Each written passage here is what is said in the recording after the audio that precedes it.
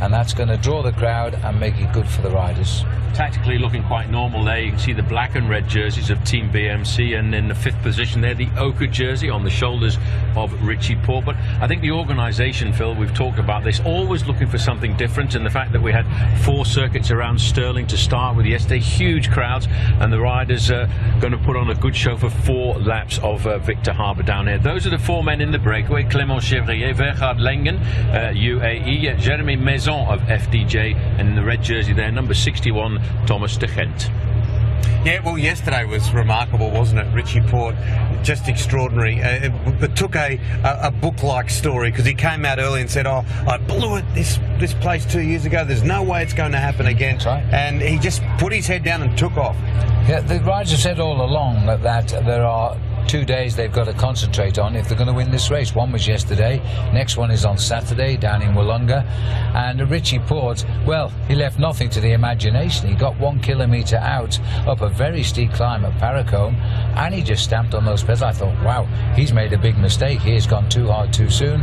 Answer, he now leads the race by 20 seconds. Yeah, but talk about the suspense there. Yes, he thought he threw it away on the climb of Paracombe a couple of years ago, but in fact he threw it away here last year when we came down to the finish line, because he lost a few seconds on the run in towards the finish. Simon Gerrans won the time bonus towards the end, turned the tables around, and it could be said that it was this stage last year that Richie Porte actually lost any chance of winning the race. Yeah, it's going to have some twists and turns today, little question of that. But we've had a wonderful week of cycling. Of course, it began with the People's Choice Classic. We like to call it the hors d'oeuvre. And then the UCI World Tour began with the first stage of the Santos Tour Down Under with stage 1, and it was little Caleb Ewan. Let's have a look back at what's happened so far.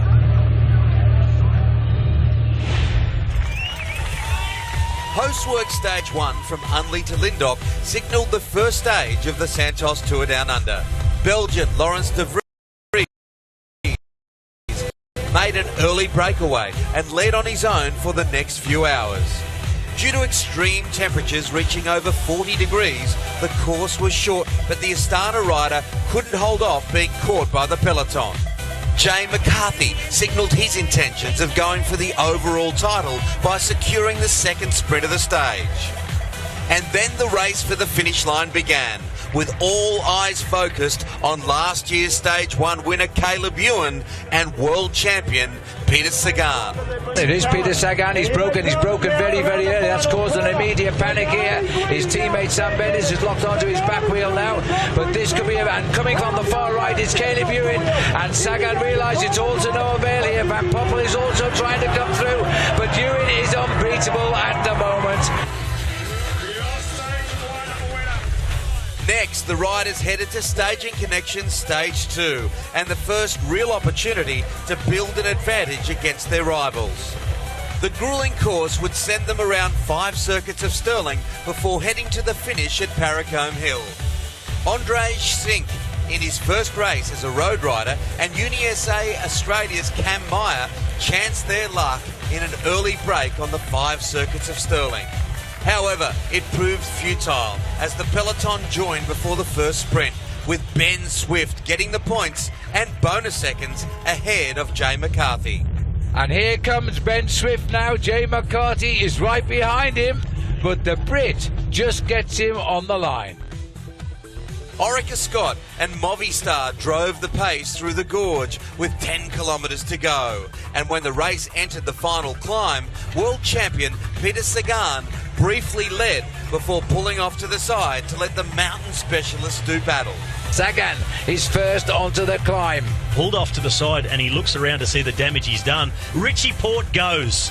He said it this morning, I'm not going to wait, I'm going to go with everything all the way to the top. Chavez in trouble, he's left a gap. Is Aguirre the only man who can follow Richie Porte at the moment? He's going to kick him again. Boy, he's showing some strong legs to the race. And look at the gap opening up behind. Chavez in the background in 3rd position. Porte has kept this right until the very last moment. He must have known how good he was feeling to go so soon. This is a superb performance by Richie Porte as he stomps on those pedals. Remember, for the last 3 years, he's never been beaten on Wollonga Hill, and now he's won even earlier on Paracombe itself. It's nice to win on the Paracombe. It's good to get a win this season, and at the end of the day, I think I've got a good gap on general classification, but I know it's not over. It's a few quite hard stages, but you know, I'm quite confident. Yeah, he's not going to count his chickens just yet. There is Richie Porte. He's got a lead, but anything can happen, and we've seen a lot happen at Victor Harbour, Phil and Paul. Yes, the bonus is taken into account. Porte leads Zagita by 20 seconds, by Chavez by 22. Jay McCartney finished fourth in this race a year ago, back in his regular slot, in fourth again, and Nathan Haas also riding well. The big name missing from here, Paul, is what happened to Simon Gerrans. Yeah, Simon Gerrans lost a huge chunk of time yesterday. In fact, 58 seconds when the clock stopped down towards the end. So you never discount anybody because you know he's the kind of guy who will try and fight back, but that's a big chunk of time to lose. Now he's got a great team around him, Richie Porte. It really does intensify, doesn't it, the science and the tactics of how they approach a stage like today. That's all happened. BMC have come here with one intention, and that's to get the victory in this race. And it could have been with Rowan Dennis, but remember, there's danger around every corner. Dennis punctured yesterday, still got back to the pack just in time to have a reasonably high finish. He's still number 2 on the team. Richie Porte, though, very definitely number 1 now. Yeah, and as you said, Phil, with an extremely strong and powerful team around with only one aim, and that's to win this bike race overall, which is why I think it makes it that little bit more complicated for Orica Scott, because they've got a two-pronged attack to this race. They want to win it overall, but they also want to win stages with Caleb Ewan. Yeah, today there's a little bit of wind about, a little bit of rain about, there's twists and turns. What about last year at Victor Harbour? That was an interesting day. Let's have a look back at it. And now this is the sprint here. Bates taking on the Philippe Gilbert. Gilbert looks as though he's going to be very, very strong. And this will be the first ever stage win by a Belgian cyclist in the Tour Down Under. He gets the victory. As they now got Boysenhagen in fourth wheel in a perfect position. Renshaw goes on his shoulder. Tremendous turn of speed for the line now. But watch out, because coming through the middle, I saw number 11. He's bursting on the right. Andre Greipel is going to get this. He's taking on Hutrovic, and I think he's got it by the skin of his racing tyre. And it's a perfect lead out this for Andre, because he's got the men. But look at this, Steele von Hoff is being brought through. Gerrans is caught on the rails as Greipel hits the front. Greipel on the far right. It is going to be a very close finish, but Andre Greipel hits it on the line. As they open it up for the line-up, the sprinters are going to be kept out of this. Daryl Impey leading out. Simon Gerrans, who's going for the bonuses. McCarthy is after him at the moment as Swifty tries to do something. Gerrans, the sprinter, is coming through on the left. It is close to the line. He's got it. What an incredible sprint.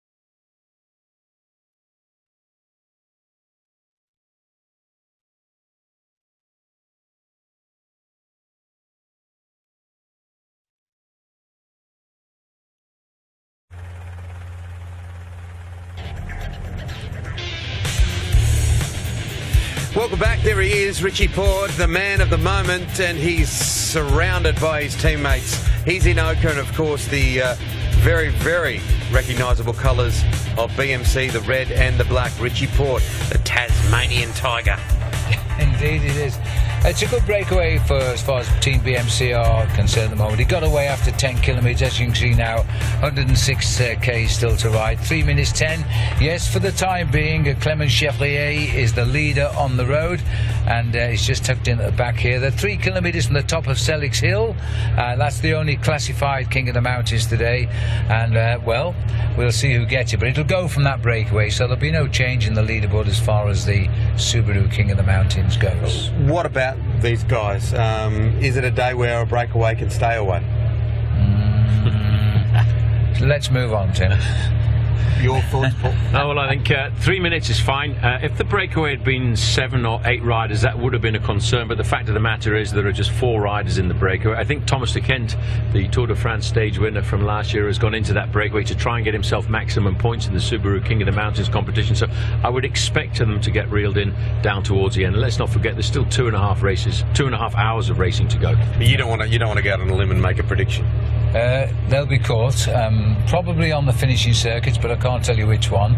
We are doing 4 laps of Victor Harbour for the first time this year, and that's why they'll be caught, because they'll liven to the occasion. They'll know exactly every 12 kilometres or so just how far ahead that break is. Yeah, and as we saw, the whole strategy game is back in the peloton with Richie Porte cuddled around his BMC riders. Let's have a look at the track map here. Glenelg to Victor Harbour. It is stage 3, thanks to Hans Grohe.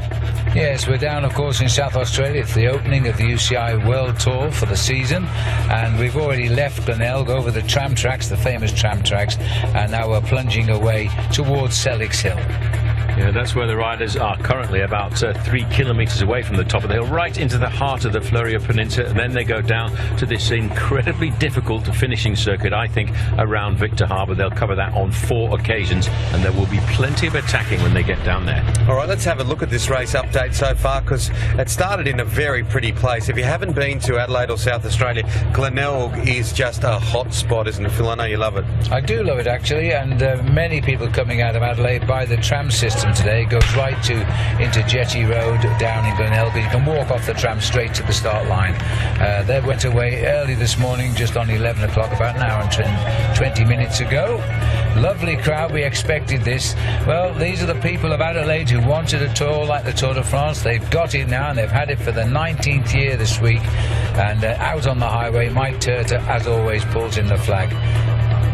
Yes, but as soon as the flag came in, it wasn't a surprise to see. As soon as they got onto the Southern Expressway, lots of attacks. All of these riders trying to find themselves a breakaway group, and that's Thomas de Kent in that red and white jersey, number 61 of Lotto Soudal, trying to make sure that he's one of the riders to get into the early morning breakaway, as I call it. Watch these early stages, Phil. Something that Paul mentioned to me in a news cross earlier on. There was an air of predictability. One day it was going to be a sprinters. We knew that with the People's Choice. This is an unpredictable stage. Yeah, absolutely right. The 4 have got together. The combination's right for a nice breakaway. It's a different style of racing again today. All right, now as we come here, we're not far away from the all-important points, the King of the Mountain points up Selix Hill, and every single second has really counted so far in the past few days. Sure, and here this is Subaru King of the Mountains. The thing about this race is they don't have many mountains officially. There's plenty of hills. There's never a flat road in this region, really. But there's only one hill today for the Subaru King of the Mountains points, and it's Selix Hill, and we're getting pretty close to it by now, as you can see the pictures there. The 4 men up front, they built themselves a nice lead. For the moment, Chevrier, who lost his team last year when he pulled out the sport, as they come in the last kilometre there.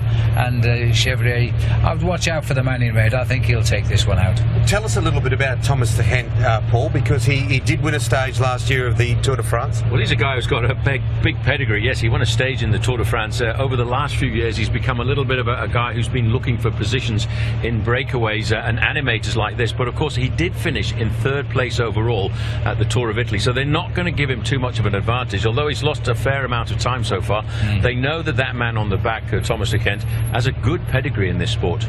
He's made a name for himself when he won that stage in the Tour last year, because that was the stage where Chris Froome started to run up Mont Ventoux without his bicycle. It became a sporting highlight of the year around the world. There's a nice view of the helicopter of Selix Hill. When you're down there, it doesn't seem so steep, but this is a very, very long, steady climb. And it's not one often used because it's a main road, really. Well, honestly, Phil, I would be surprised if anybody gets across the line at the top of this climb ahead of Thomas Akenta. As we've said, he is a rider with a big pedigree, and let's not forget he also won one of the difficult stages of the Tour of Italy as well, to the summit of the Stelvio. I'm not going to say that Selix Hill is anything like the Stelvio or the Mont Ventoux, but you do need to be very astute when it comes to sprinting at the top of a short incline like this. Man on the front at the moment, Vegard Langen. He's a Norwegian rider. He's a newcomer to the sport. He's only 23 years of age, now getting his taste of the World Tour with the new Abu Dhabi team. Yeah, we just look at Thomas again, Phil. He keeps looking over his shoulder. He's just listening out of his the back of his ear to see, can he hear the whistle of an acceleration of tyres coming forward? And he keeps looking. There's the acceleration for the man in red. Yes, he would have been odds on for the points, and his aim now, of course, is to try and build for this competition as we race towards the finish. The big points are scored on Wollonga Hill. That's on Saturday, but he has been a king of the mountains in the past of many events, and he's not left it to a sprint finish, has he?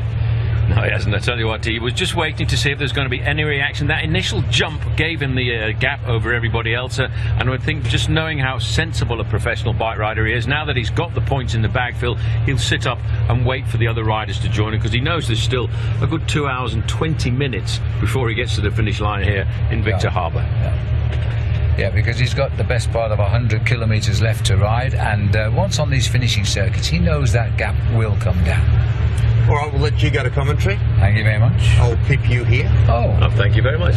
All right. Now, the Tour Tracker, of course, if you want to get to the website, make sure you get to the website, actually, because this will give you all the info about the Santos Tour Down Under, all the teams, all the countries that they're from, all the ins and outs, everything you need to know about the Santos Tour Down Under. Of course, if you want to ask Robbie the question on Twitter, it's hashtag AskRobbieTD. You've had some great questions so far, and we'll endeavour to answer a number of those questions throughout the coverage today. And speaking of Robbie McEwen, of course, he's been out to all the stages so far. Here's his preview of Stage 3.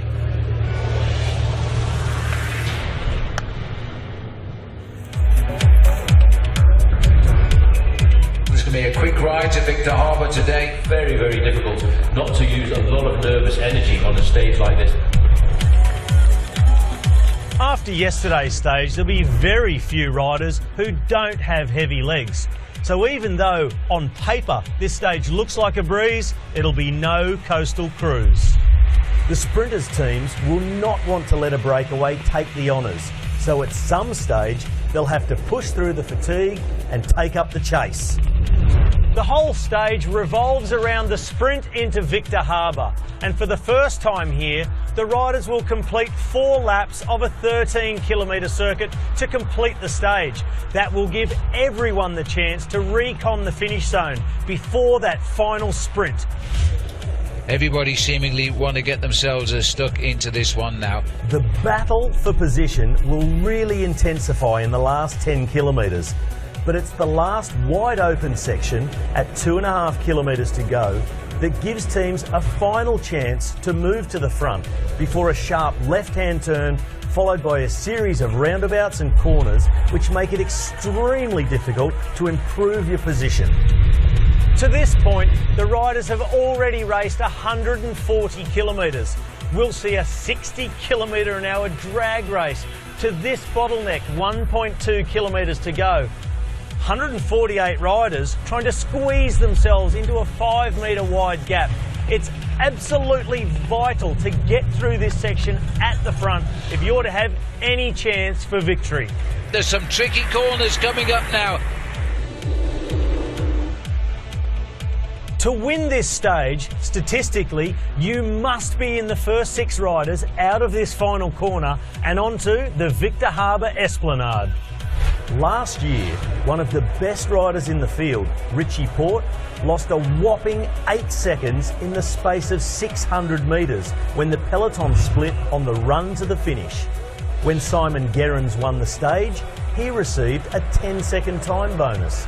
That's a net gain of 18 seconds. When you consider that Richie Porte lost the Santos Tour Down Under by just 9 seconds, it shows that this race can be won or lost at any point.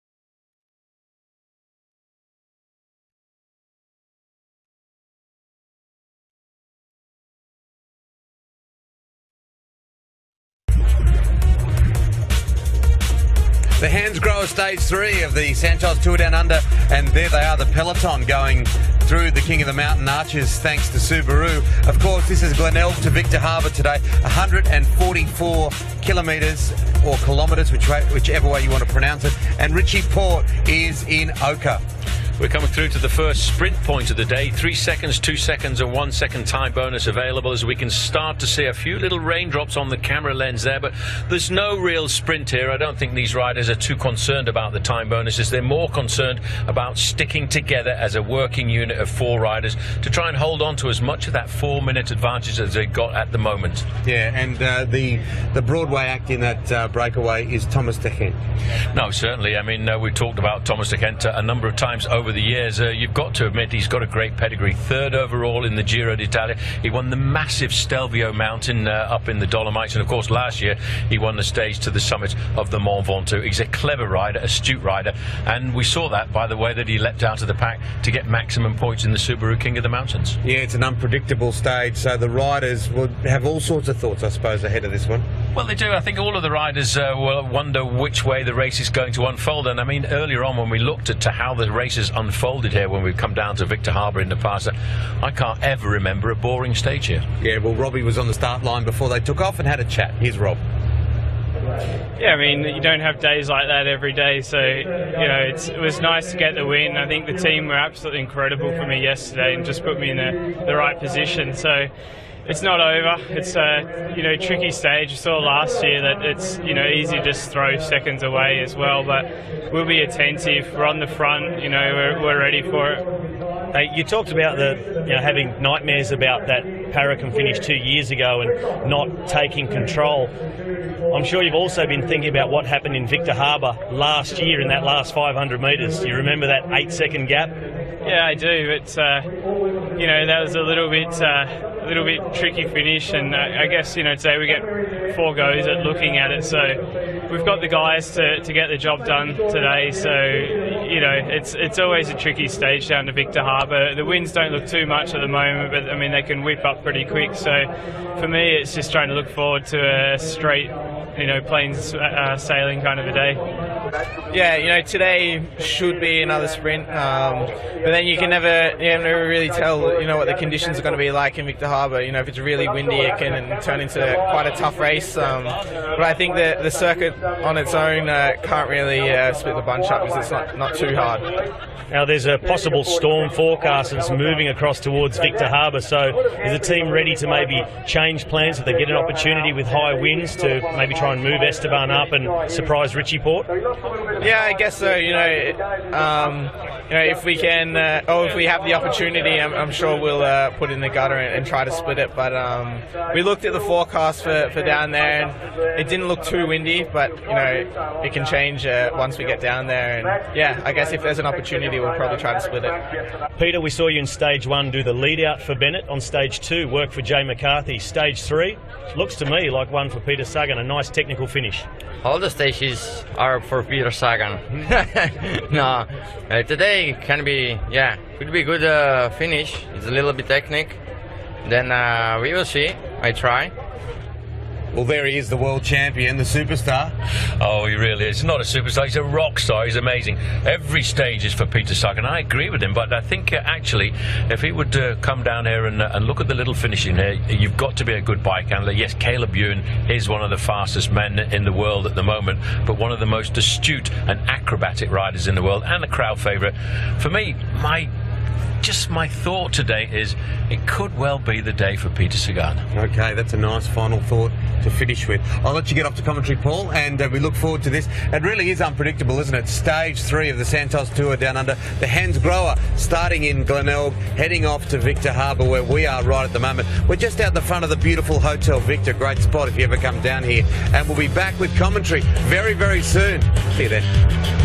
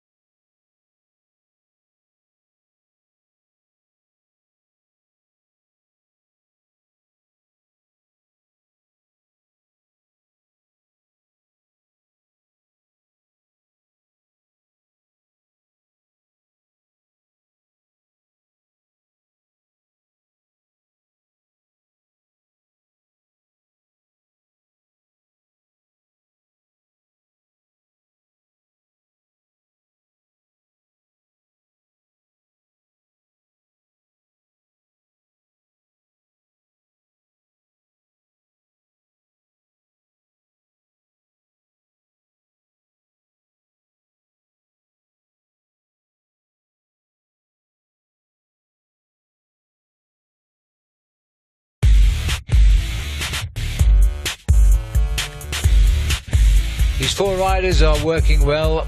A little bit disturbed to see a few rain spots on the window. If you look at the weather radar, you'll find there's quite a storm blowing across the Southern Ocean, and rather hoping it doesn't hit land here, at least until this race reaches the finishing line, which is still just inside, just over 2 hours away from the final finish line today.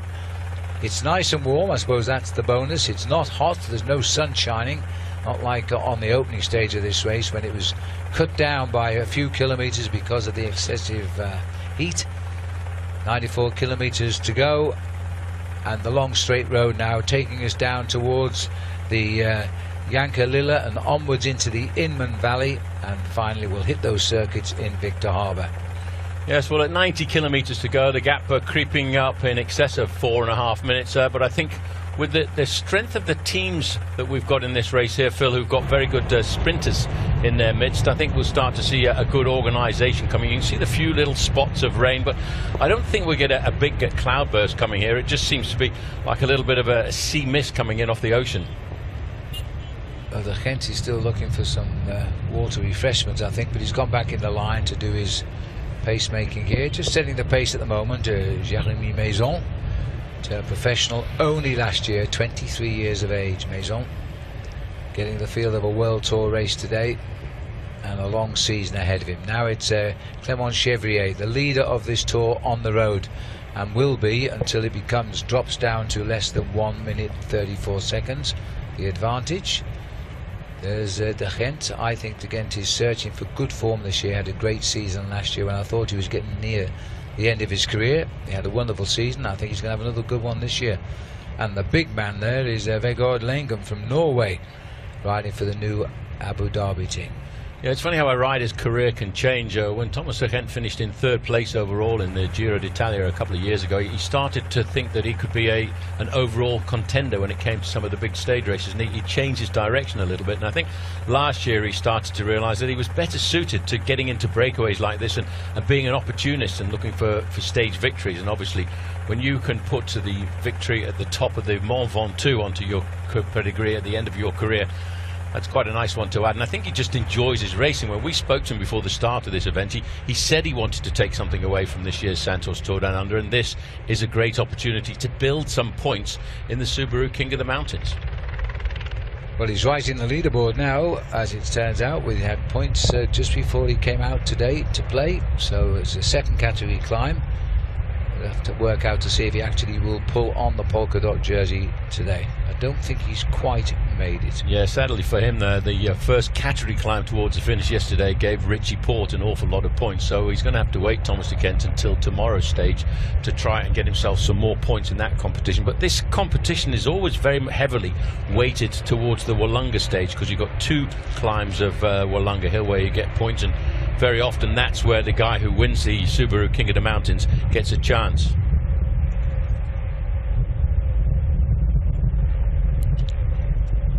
Well, 16 points each at the moment for the leader and for De Gent, so they may well count it back.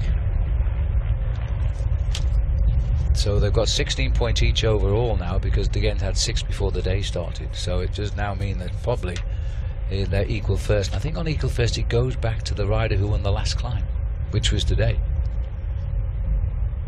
Anyway, that's the blue jersey sorted. There's no more climbs on the race today. It's 87 kilometres to go. BMC are doing it just as they want to do it at the moment, and the gap is holding at 87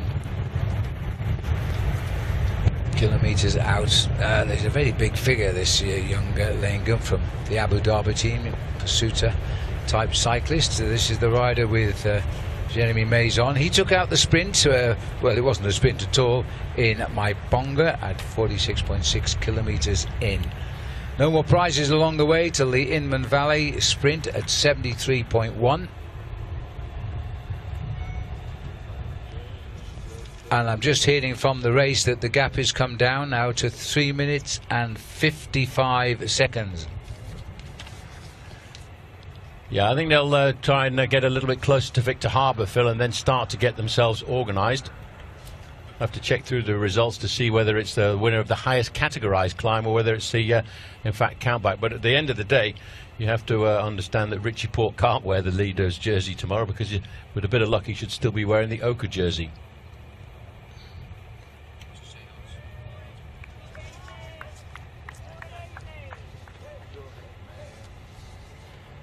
Just watching the riders ahead. They're just taking it easy. They'll have got that message at 3:55 as well. I'm pretty sure about that. Little change of workhorses at the front as they continue. Dimension Data also taking an interest in the breakaway up here. Scotson's such a young man, his first year on the World Tour team, but he's showing all the confidence, having a drink there. He's third in line. He is the Australian new champion. As we're now starting, this is a pretty fast descent here down into the lovely sounding town of Yankalilla. Good roads for descending here and happily dry at the moment. What we don't want is rain on the approaches to the finishing line each time on the circuits, because so many switchbacks in the last kilometre, it would be very, very dangerous indeed. Just a question of which teams want to pull this all back together, and I'm sure obviously a big responsibility falling onto the shoulders of Team BMC, but they've only got one thing to think about, I think, in this race, Phil, and that's winning the race overall. When you think about Orica Scott, they're thinking about stage victories and still trying to win the race overall with Esteban Chavez, so I think they will come towards the front a little bit later on to try and set up a possible stage victory for Caleb Ewan. Boys in white there, the youngsters from the UniSA squad enjoying the experience here as we go into Yankalilla. Nice little crowd here, another little enclave in the middle of the hills. We're heading onto the Fleurieu Peninsula today, and those police cars parked on the left with the bicycle racks on the back, by the way, that's how they marshal the towns on this race. They drive ahead, they take the bikes off, and they keep everybody under control as the Santos Tour Down Under goes on towards Victor Harbour.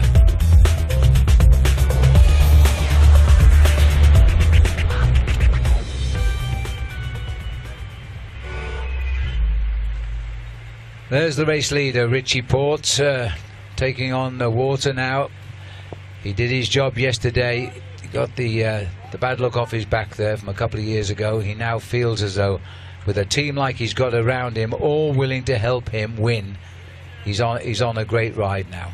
But Phil, more than anybody else, he knows how bad luck can rob you of a good position Yes. in a stage race. Cast your mind back to the Tour de France and the little simple finish in Cherbourg at the top of a small finishing climb, and Richie Porte had a flat tyre at the wrong time, and as far as I'm concerned, he lost all chances of possibly winning the Tour de France that year, and in fact he lost his chance of finishing on the podium as well, eventually coming in 5th place overall.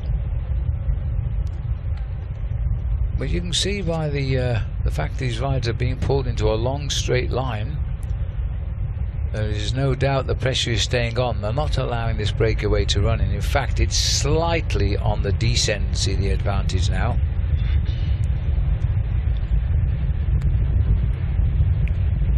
No more challenges along the way until we get to Inman Valley, and that's just a sprint. And I think the breakaway will still be clear, 73 kilometres into the day, approximately halfway when we get to Inman Valley sprint. And it looks to me as though the rain is starting to get a little bit wetter here. This is Jeremy Maison talking to his team car there, which is the FDJ team car, French team. Always a big part of the World Tour, the French team, FDJ, and they employ French riders virtually 100%, which is good to see. Well, Marc Madio, the director of that team, winner of Paris-Roubaix on 2 occasions, he's always had that ability to see the good French riders coming up. He goes to a lot of the under-19, the under-23 races to spot for talent, and then tries to bring them on board and take them right through to the top of the professional level.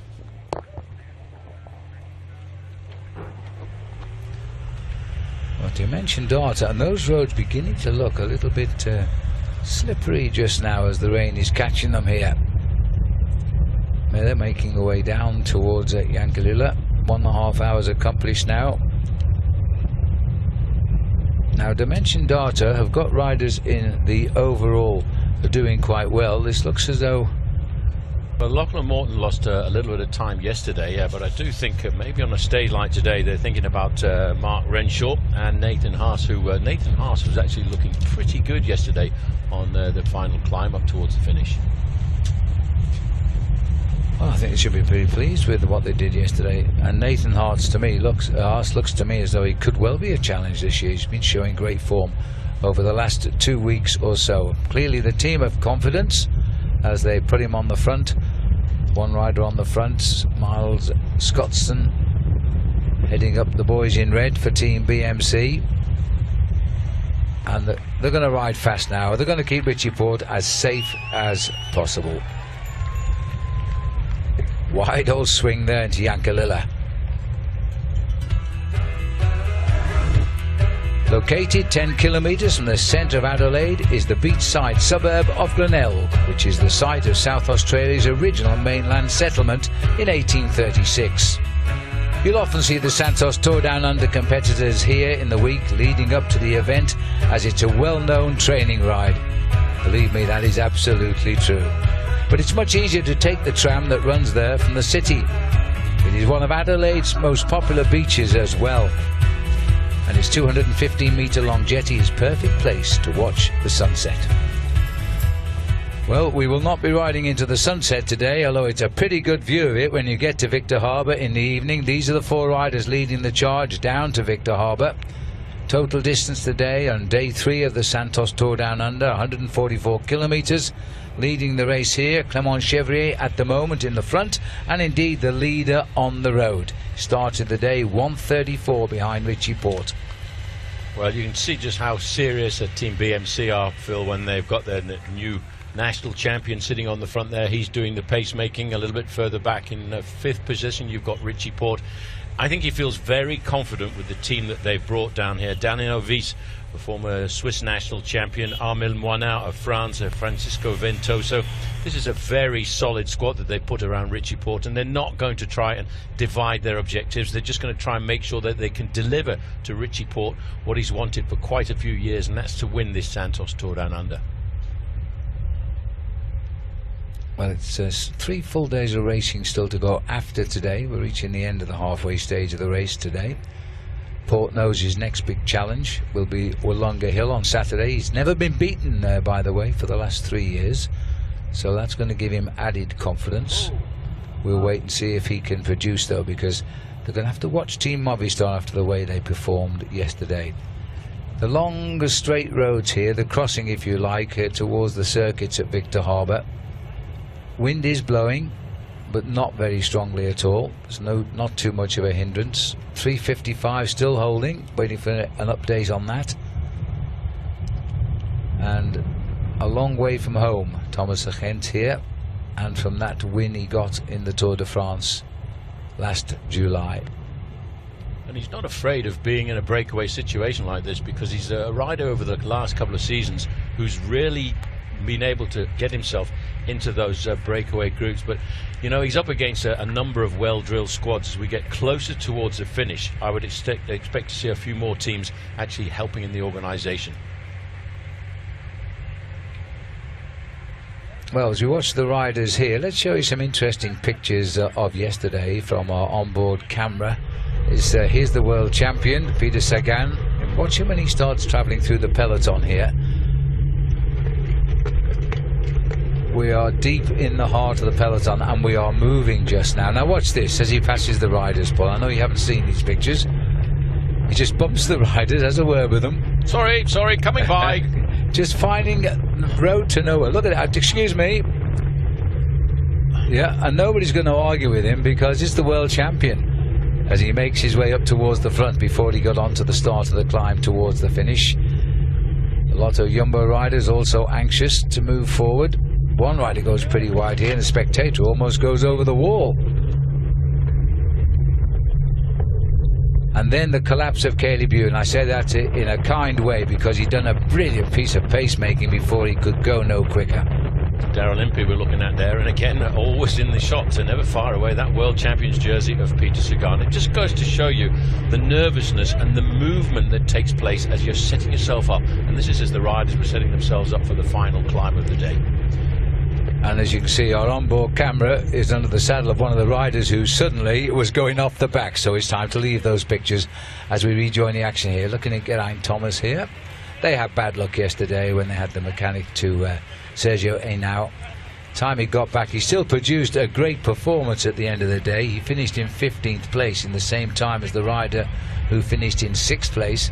But what would he have done without losing all that energy, having to rejoin the race on the magnificent chase up the gorge? Well, it's not exactly the ideal way to line yourself up for the final of a hill climb finish, especially when you realise he chased for around about 20 kilometres or 12 to 15 miles before he actually made contact with the main field, and then he had to try and get himself back up to the front of the pack. And he got back, but of course it was just in time to start the climb up to the finish, which was a brute. There we are, 50 miles to go. That always annoys the Australians. 80 kilometres left to ride. That was Francisco Ventoso on the front for Team BMC. You can see the organisation in the main field. These riders are just tapping out a steady average speed, and we're looking at an average speed, and it's a slightly slower average speed today because we're inside of 35 kilometres an hour. And I think we'll see that change once the peloton really start to get their teeth into the chase. Latest time check, it's gone up a little bit to 4 minutes 10 now for these four leaders. Chevalier is the man at the back of the bunch, but the first man in the race right now. He's recovered all of his lost time from yesterday and added on some. About 2.5 minutes to the good in the Oka jersey competition just now. Mark Renshaw here in the black top might be thinking of a sprint finish today. Just behind him Tyler Farrar, his teammate, both sprinters. Both will expect this race to come down to a sprint eventually, but somebody is going to have to start the chase back as time begins to run out as we head towards those circuits based on Victor Harbour.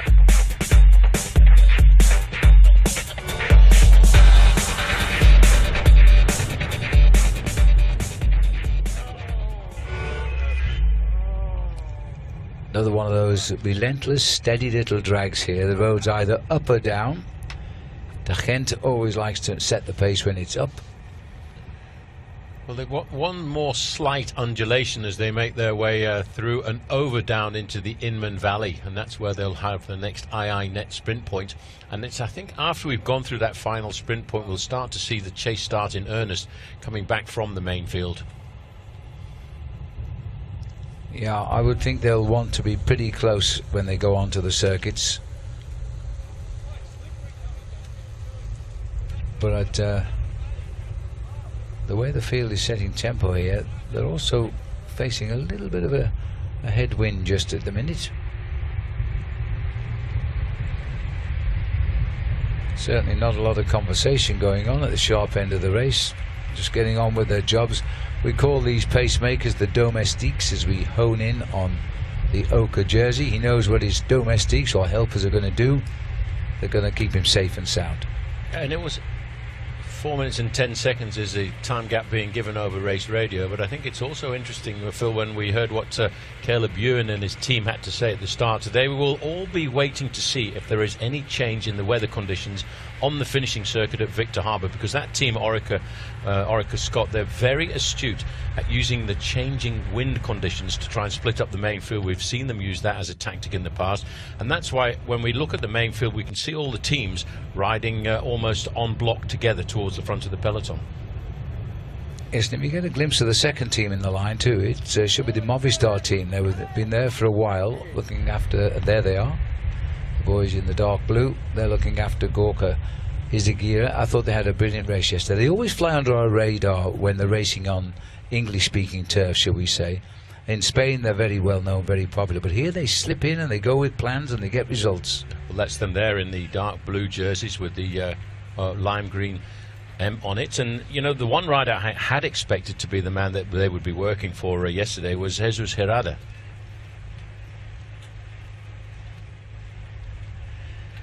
South Australia has nearly 4,000 kilometres of coastline, ranging from pristine white sandy beaches to spectacular surf breaks and even stunning cliff tops.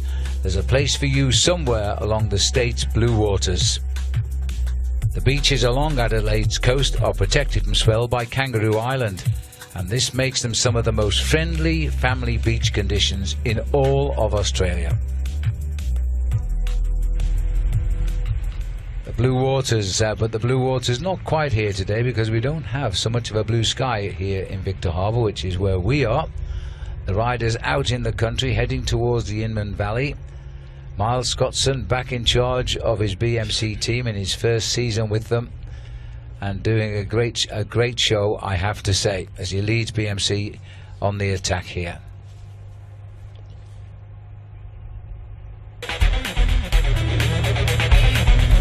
Great to have your company. This is Channel 9's Wide World of Sports, the Santos Tour Down Under, and we are mid-flight Hansgrohe, stage 3 of the tour, and it's Glenelg to Victor Harbour. A little bit of rain about 144 kilometres or kilometres, whichever way you want to go with that. It's time to talk tactics with Robbie. Rob, crosswinds. This is one stage where they really come in. Yeah, they often do. The weather changes so quickly here on the Fleurieu Peninsula. The run into Victor Harbour, the riders are all aware of those changes can happen so quickly, and if the crosswinds spring up, it could split the bunch to pieces. So it's absolutely a nervous stage for everybody. The sprinters want to win the stage. The GC riders and their teams, they want to stay safe. So you'll see the leader of the GC, Richie Porte in this case, his team will just ride in front of him, keep him out of the wind, but be aware at every moment that they could have a crosswind spring up and they could be under attack by other teams. They ride the front. They'll also just look to keep a breakaway under control if there's one up the road, and there is one today. So BMC, they've done this before. They've done it for Rowan Dennis. Today it will be for Richie Porte. So all stage long, they'll be aware it could happen at any moment. That's what makes everybody nervous. There's a real science to it, isn't it? The way that the team works. Yeah, you'll see them fan across the road, so they'll be staggered across the road in that flying formation. And you see the migrating geese, and just everybody keeping out of the wind. But eventually, you run out of road, and the next guy back gets more of that crosswind, and that's what splits the bunch, and that's what they're all worried about. All right, now let's talk about positioning. Let's get down the road a bit towards the end of this stage where it is so important to be in the right spot. We saw your preview where you said if you're not in the top 6 at this point, you're pretty much gone. Yeah, and that's right, and you'll see the battle really begin as they come into Victor Harbour. There's a tight turn on the entrance to town, and then you've got around about at 1.1 kilometres to go, and that battle is in that sort of final 2 kilometres, and you'll see the riders getting shoulder to shoulder, squeezing, getting squeezed out of gaps, yelling at each other. It's all about getting in position, because once you hit the final 2 corners at about 650 metres to go, it strings out, it goes single file. So whatever position you go into in that first corner, it's pretty much the position you're going to start the sprint from. So it's imperative you're at the front, and I would say for a good sprinter, no further back than 4th. Andre Greipel, he's won here before, that's what we're seeing on screen, led out in 3rd position from the corner and then sprint all the way through to the line. Simon Guerin's very similar last year, so if you're not in that first 4 or 5 out of that final corner, it's all over. You're not going to win the stage. What makes it really difficult too, it's not just about the sprinters trying to win this stage. GC riders are also mixing it, trying to stay up there, because remember, Richie Porte last year in the last 500 metres lost 8 seconds to the bunch because it split, so they need to start right at the front. So it's a very tactical, very nervous and really intense run into the finish here. I know you always carry a crystal ball with you, so what's your prediction? What's going to happen here? Caleb Ewan? Caleb's the favourite on speed. He's looked really good in the People's Choice Classic and on stage 1 to Lindop. But over the last couple of days, we've all seen the dual world champion Peter Sagan. He worked for his teammate Bennett on stage 1. He led the bunch onto Torrens Hill Road yesterday. I think Peter Sagan's ready for something big. He said this morning, I'm a bit more interested in this one for myself. He said every stage is for Peter Sagan, yes, but I think his engine is ready, and I'm looking for something special. I think he can do it. All right, great to talk tactics with you, Rob, and I'll let you get off the commentary. Of course, you can ask Robbie a question on Twitter. It's pretty easy to do this. You just go hashtag AskRobbieTDU, and he'll endeavour to answer any questions that you may have. But it's time to get back to commentary because big race on. Creeping down now, 3:55. It's not a determined chase as Mognard, the French rider on Team BMC here, makes the pace. But you can see that they're limiting that attack now. This is a long, thin line here. It's a very fast tempo being set by BMC. In the distance, we're getting to the area where we'll go into the circuits of Victor Harbour. And Victor Harbour, when you're out of the harbour onto the high roads, it is quite hilly, to say the least. So this is not a simple circuit. It could break the race up. I think the fact is it's quite a technical circuit as well, and every time you come into the finishing straight, inside that final kilometre before the finishing line, as they come to the end of each lap, there are 3 90-degree bends, and that's the point where you've really got to hold your position. And when everybody starts to get tired towards the end, if somebody starts to let the gap go, if you're in the wrong position in the main field, all of a sudden you get spat out of the back of the main field and you lose 5, 10, 15 seconds in the blink of an eye. Another little downhill stretch heading towards the Inman Valley sprint here. It's imminent now. Jeremy Maison setting the pace. He's another 23-year-old in this race. There's a lot of youngsters being given a tryout on the World Tour teams this year here. He's yet to win a professional race, and he's yet to ride a major tour like France, Italy or Spain. But he's definitely on the way up. I just get the feeling, Phil, that tactically, if I was the team manager, I would wait for the riders to get through the next sprint point once we come through to Inman Valley, and that's where the final sprint point of the day is, and that's when I think I will be starting to see if the other teams would come forward and assist a little bit with the pacemaking, because we've got rid of the rolling heavy hills, and we start to line up towards the circuit, and that's when we start to see some assistance coming from 1 or 2 other guys.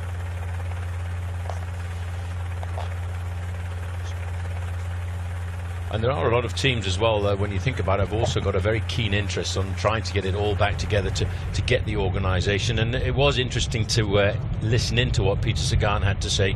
He's played around on these first stages when he's come to the sprints as if he's trying to just show himself off to his teammates, trying to learn how they are trying to work together. Let's not forget, it's the first time that all of the riders from Bora Hansgrohe, and of course today's stage is sponsored by Hansgrohe, so I wonder if that's going to be a little bit of added motivation for Peter Sagan to try and get himself the victory. And with those 3 corners on the way into the finish, it's the kind of finish that he would like. This is the next sprint point. Yes, Inman Valley, again no sprint, again goes through this time, a 3-second time bonus, but they're not used to the 3 seconds to these riders, unless of course they keep this advantage, then it would turn the race around. The gap is down though to 3:50 now, and we'll have another time check coming through when the bunch get to the Inman Valley sprint there. Clever bike rider, really, isn't he, Phil? When you think about Thomas de Kent, snicked a couple of points on the first day on the open road, looked to get himself into the breakaway today and thought about getting himself a few more points. He realises it's every day that you've got to get out there and try and add up points. Well, I'll tell you, as we look at number 61, we're talking about him, let's try and learn a little bit more about him, because he is a man for the breakaways. Here's what he said earlier. I'm always in the break, or at least a lot of times in the break I can I have a lot of experience with this, but it's also different every time. Sometimes you are with 3 guys, sometimes you are with 20, so it's different, and I'm not very slow at the finish, so I can always count down my sprint, but I like to finish alone. So it's just attacking, and whoever gives up first is the loser. Well, I like that. That's a very typical Belgian statement. I'm not that slow when it comes down to the finish, and he certainly isn't. You know, he won the King of the Mountains last year, Phil, in the Tour of Catalonia, and that's a pretty tough race to win the King of the Mountains competition, is because many of the Tour de France contenders are coming out for the first time to play. Well, he likes the hills, he likes good undulations. He pulled off a great win in the Giro d'Italia, which moved him into 3rd place overall in 2012 on Lagavia. So he also got last year the King of the Mountains in a race in Spain too, the Tour of Catalonia. He might well be pulling on at the Subaru blue polka dot jersey tonight. He's equal on points now with the race leader, and we'll have to check the rules whether he gets them on countback. 70 kilometres to go, about 25-30 kilometres before we see Victor Harbour for the first time.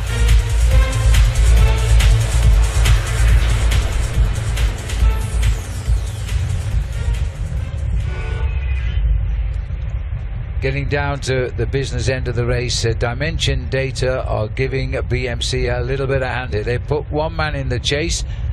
They are expecting a result out of this, and they do have Nathan Haas up in 5th place overall, so they're playing the professional game, if you like, and giving some grist to the mill here.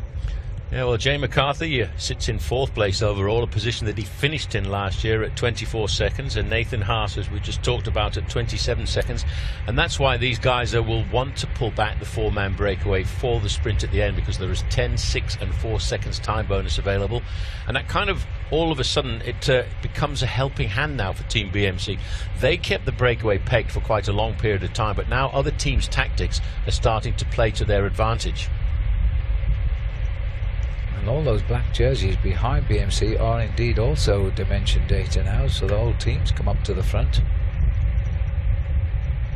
which is good to see. Well, Nathan Haas, Phil, on the run up towards the end of the climb yesterday, he was extremely well positioned before he started that final climb of the day.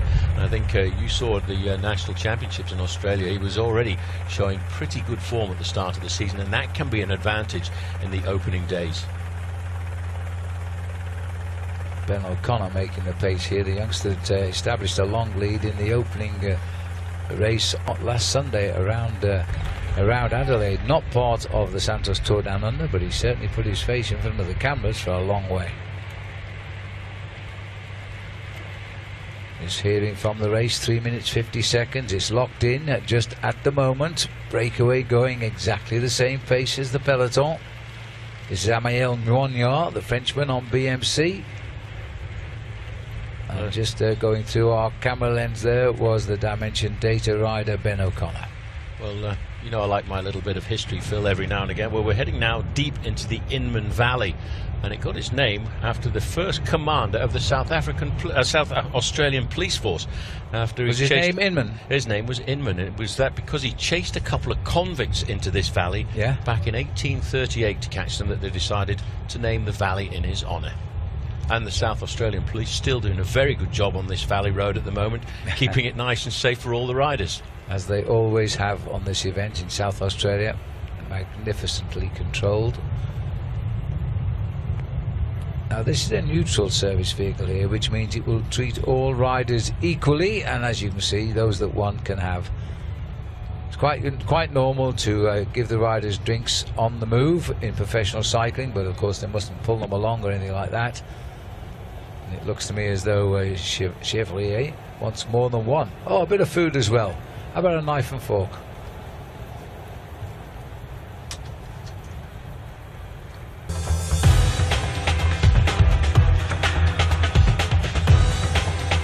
In and around Adelaide, bike trails and cycling paths are everywhere.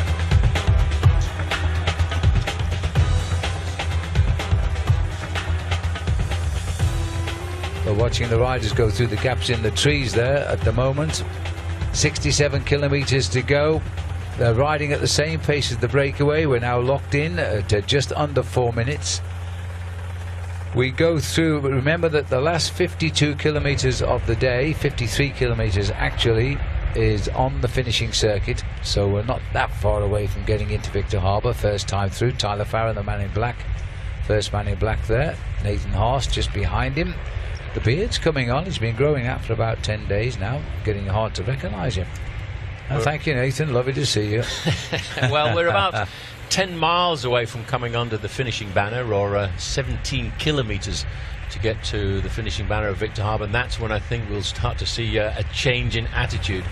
And it is good to see. I mean, we did talk about Movistar, and I did admit that I wasn't expecting the rider to be Gorka Izagir, but the other rider who I was expecting to ride well, Jesus Herrada, he's in the same time as a bunch of other riders at just 29 seconds. So this race, I think the contenders first showed their cards yesterday, but they're going to have to hide a little bit over the next 2 days of racing.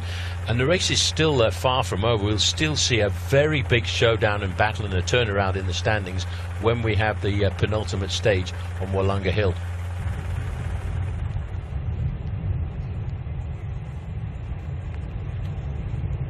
There's the composition of the league group. Not names we talked about, I don't think, ever, apart from Thomas de Gent. But two of them are 23-year-old youngsters as well. Leingen and Chevrier. So they're experiencing a long breakaway in their first attempt at the World Tour. Thomas de Gent behind has seen it all before. A face here now wearing the red II-Net Sprint Leaders jersey, which is his at the moment, is Caleb Ewan. Turned leader to terrific Super Domestique yesterday, chatting here with Luke Durbridge. And he now pulled on the jersey. Highest placed pointsman in the race, having gained points on the course and in the sprint. Remember, he won the opening stage. And he is actually equal with Richie Porte right now. But he gets to keep the jersey, just for the moment at least. Simon Gerrans, and there's a rider who's wearing the King of the Mountains competition, which actually does belong to Richie Porte as well, but Esteban Chavez was in second position when they went over the climb yesterday, finished third on the stage, so he is currently wearing the blue polka dot jersey of the Subaru, but that's at the end of the day. Will it still be on the shoulders technically of Richie Porte, because he's won the highest categorized climb so far, but he'll have exactly the same points as Thomas de Gent. So tomorrow we should see Thomas de Gent in the Subaru King of the Mountains competition leaders jersey. 2.9 kilometers, that represents the time gap at the moment.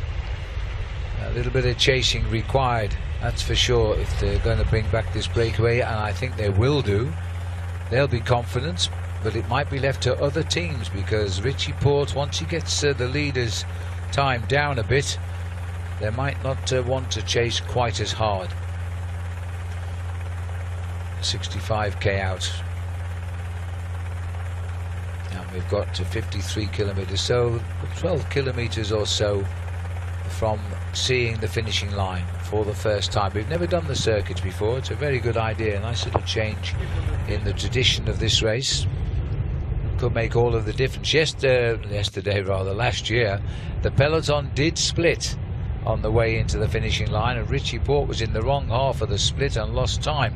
Of course, he wasn't in the ochre jersey last year, but he lost 8 seconds on the peloton and eventually lost the race by 2 seconds. And I think a lot of the riders, Phil, and a lot of the team management will be looking at the pictures out here on the course, and also being very notable of what's happening on the finishing line, because with those 3 tricky little corners on the running towards the finish, they're going to have to be very careful and well positioned when they go around these final corners, because you could very easily see a split in the time in the main field once again. Little protection from what wind there is, but I don't think there is much wind. I think that's probably good news, because there is a storm sitting off in the Southern Ocean, and if there's any wind pops up, it might blow it in. The forecast says it will come, but rather hoping it'll be after these riders have reached the finishing line today. One of Mike Turter's famous quotes, Phil, about this race is, "It's only ever rained once." Now, technically, is it raining today, or is it not really raining? No, I think it's got to be measured at Adelaide Airport, and we're a long way from the airport. And I just had a quick look outside of the commentary position. There are a few spots of rain on the ground, but theoretically and technically they're not yet joining up, so it's still not a moist finishing line. Eyes down, you might catch sight of a kangaroo in those hills there. That's where they hide under the trees during daylight hours. You wouldn't think there was any kangaroos here, but believe me, driving away tonight as we do just before dark, they're all over the place. They've all come out to play.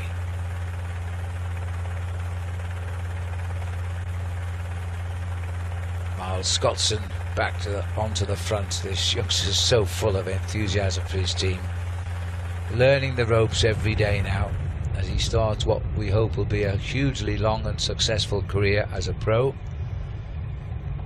The long legs here, the Vegard Leingen on the new Abu Dhabi team as they come through the trees. Nice little shot.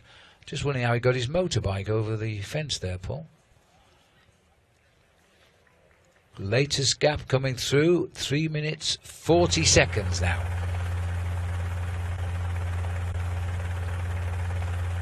Well, they're hardly hanging around, are they? No, they're not, and that's being reflected now by the fact that we are starting to get the first indications of the gap coming down from that 4-minute margin to 3 minutes and 40 seconds. The rider in the breakaway we keep talking about, Gerhard Lengen, he was very prominent last year in the Vuelta a España, and it was his presence in many of the breakaways that, in fact, I think earned him a position on the new UAE Abu Dhabi squad. 62k out from the line now, just on 40 miles to go, and much more anger in that peloton, I think, now.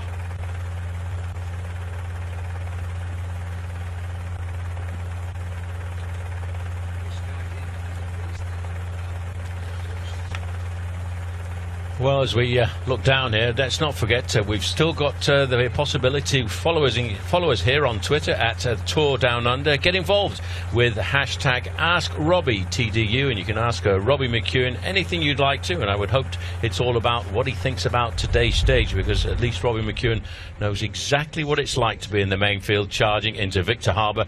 As we get a chance here to look at it, still pretty much Team BMC and Dimension data. First question coming in for Robbie. How do you think other teams can catch Port, as he seems unbeatable with Wollonga still to come? His best stage? Well, it is his best stage, and if you ask me, nobody will beat him up there if he doesn't want to be beaten up there, so they're going to have to come up with something else. But look back 12 months ago on this very stage, Richie Port missed a little split out of that final corner, 500 metres to go, and lost 8 seconds. Add to that Gerrans won the stage and took 10 bonus. Quite a big turnaround on the day. They're going to have to do something like that or surprise him if they get the opportunity with a crosswind. But at the moment, it's not that windy down here, but we know here on the Fleurieu Peninsula it can change very quickly. But I don't think they'll be able to attack him successfully uphill. Yeah, and let's not forget, there's another question coming in here. Will Peter Sagan give the sprint a decent shake today, or can Caleb Ewan outsprint him even after a longish stage? I think the longer this race goes on, the more evenly matched they will be. And I got the impression from Peter Sagan this morning that he's a bit more up for it today. He worked for his teammate Sam Bennett on stage one, who ran third. He worked for Jay McCarthy, leading him on to the final climb yesterday. And as you just pointed out on our program we keep here in front of us, this is the Hansgrohe Stage 3. That's a team sponsor, Bora Hansgrohe. That's Peter Sagan's sponsor. I'm sure he'd like to do something special for the team bosses. We're seeing Caleb Ewan here on screen. He is definitely going to take a lot of beating because a technical finish also suits him. So this is a good question for you, Robbie. Anyway, is there a piece of technology riders have access to now you wish you had to now that you wish you had during your career? I think I was at a point in cycling where we had everything that they have now. People are just getting better at using the equipment, like the power meters and the technology that goes into training, the science of it. But I had everything I needed. I felt like I didn't really want anything more than that. And you know what? Often I didn't wear a heart rate monitor. I didn't take a power meter in the race. I didn't even like to have a race radio. If I wanted to know something, I'd either ask a teammate who had the radio, or I'd just pay attention in the race and know what was going on. I know a lot of veteran riders would say that too. Why do you need a radio when the race is happening around you? You should know what's going on. I didn't feel like I missed a thing. Yeah, at the end of the day, Robbie, it's all a question, when it comes down to the crunch, racing with your gut.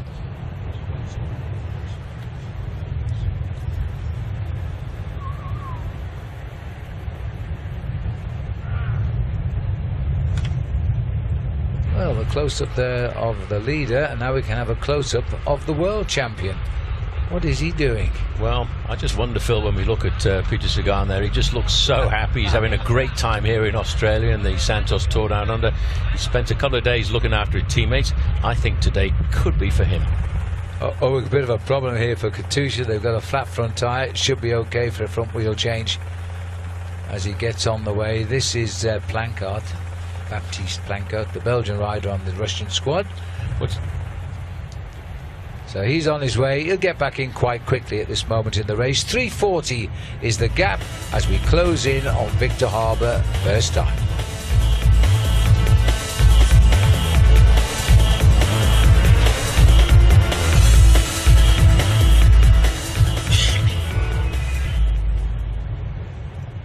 Still the tempo riding. We're now just a nice steady 60 kilometres, 38 miles from the finishing line. At the last 53 kilometres we'll be on the finishing circuits, so we're only 7 kilometres outside of the finish line now. They're going to see that as a foursome, and then we'll see how the reaction comes from the peloton once they get onto that group. Well, they're about 10 kilometres now from coming to the finish line. They crossed the finishing line for the first time with 51 kilometres to go to the finish. And as we can see, still not too much assistance coming to Team BMC from anybody else, but it is good to see that Team Dimension Data, and I just have a feeling that they're going to try and do everything they can for Nathan Haas today, because he's hovering up there. I'm sure he'd like to finish on the podium, but this is a race which very often doesn't get decided until the final day circuit race around Adelaide. Well, just hearing Paul, I'm a bit surprised the time gap has just gone up. It's from 3:40 to 3:50. So although they look as though they're moving quite smoothly, they're actually losing ground to that foursome up front just at the moment. You may not like to hear that news as we're heading down towards Victor Harbour itself.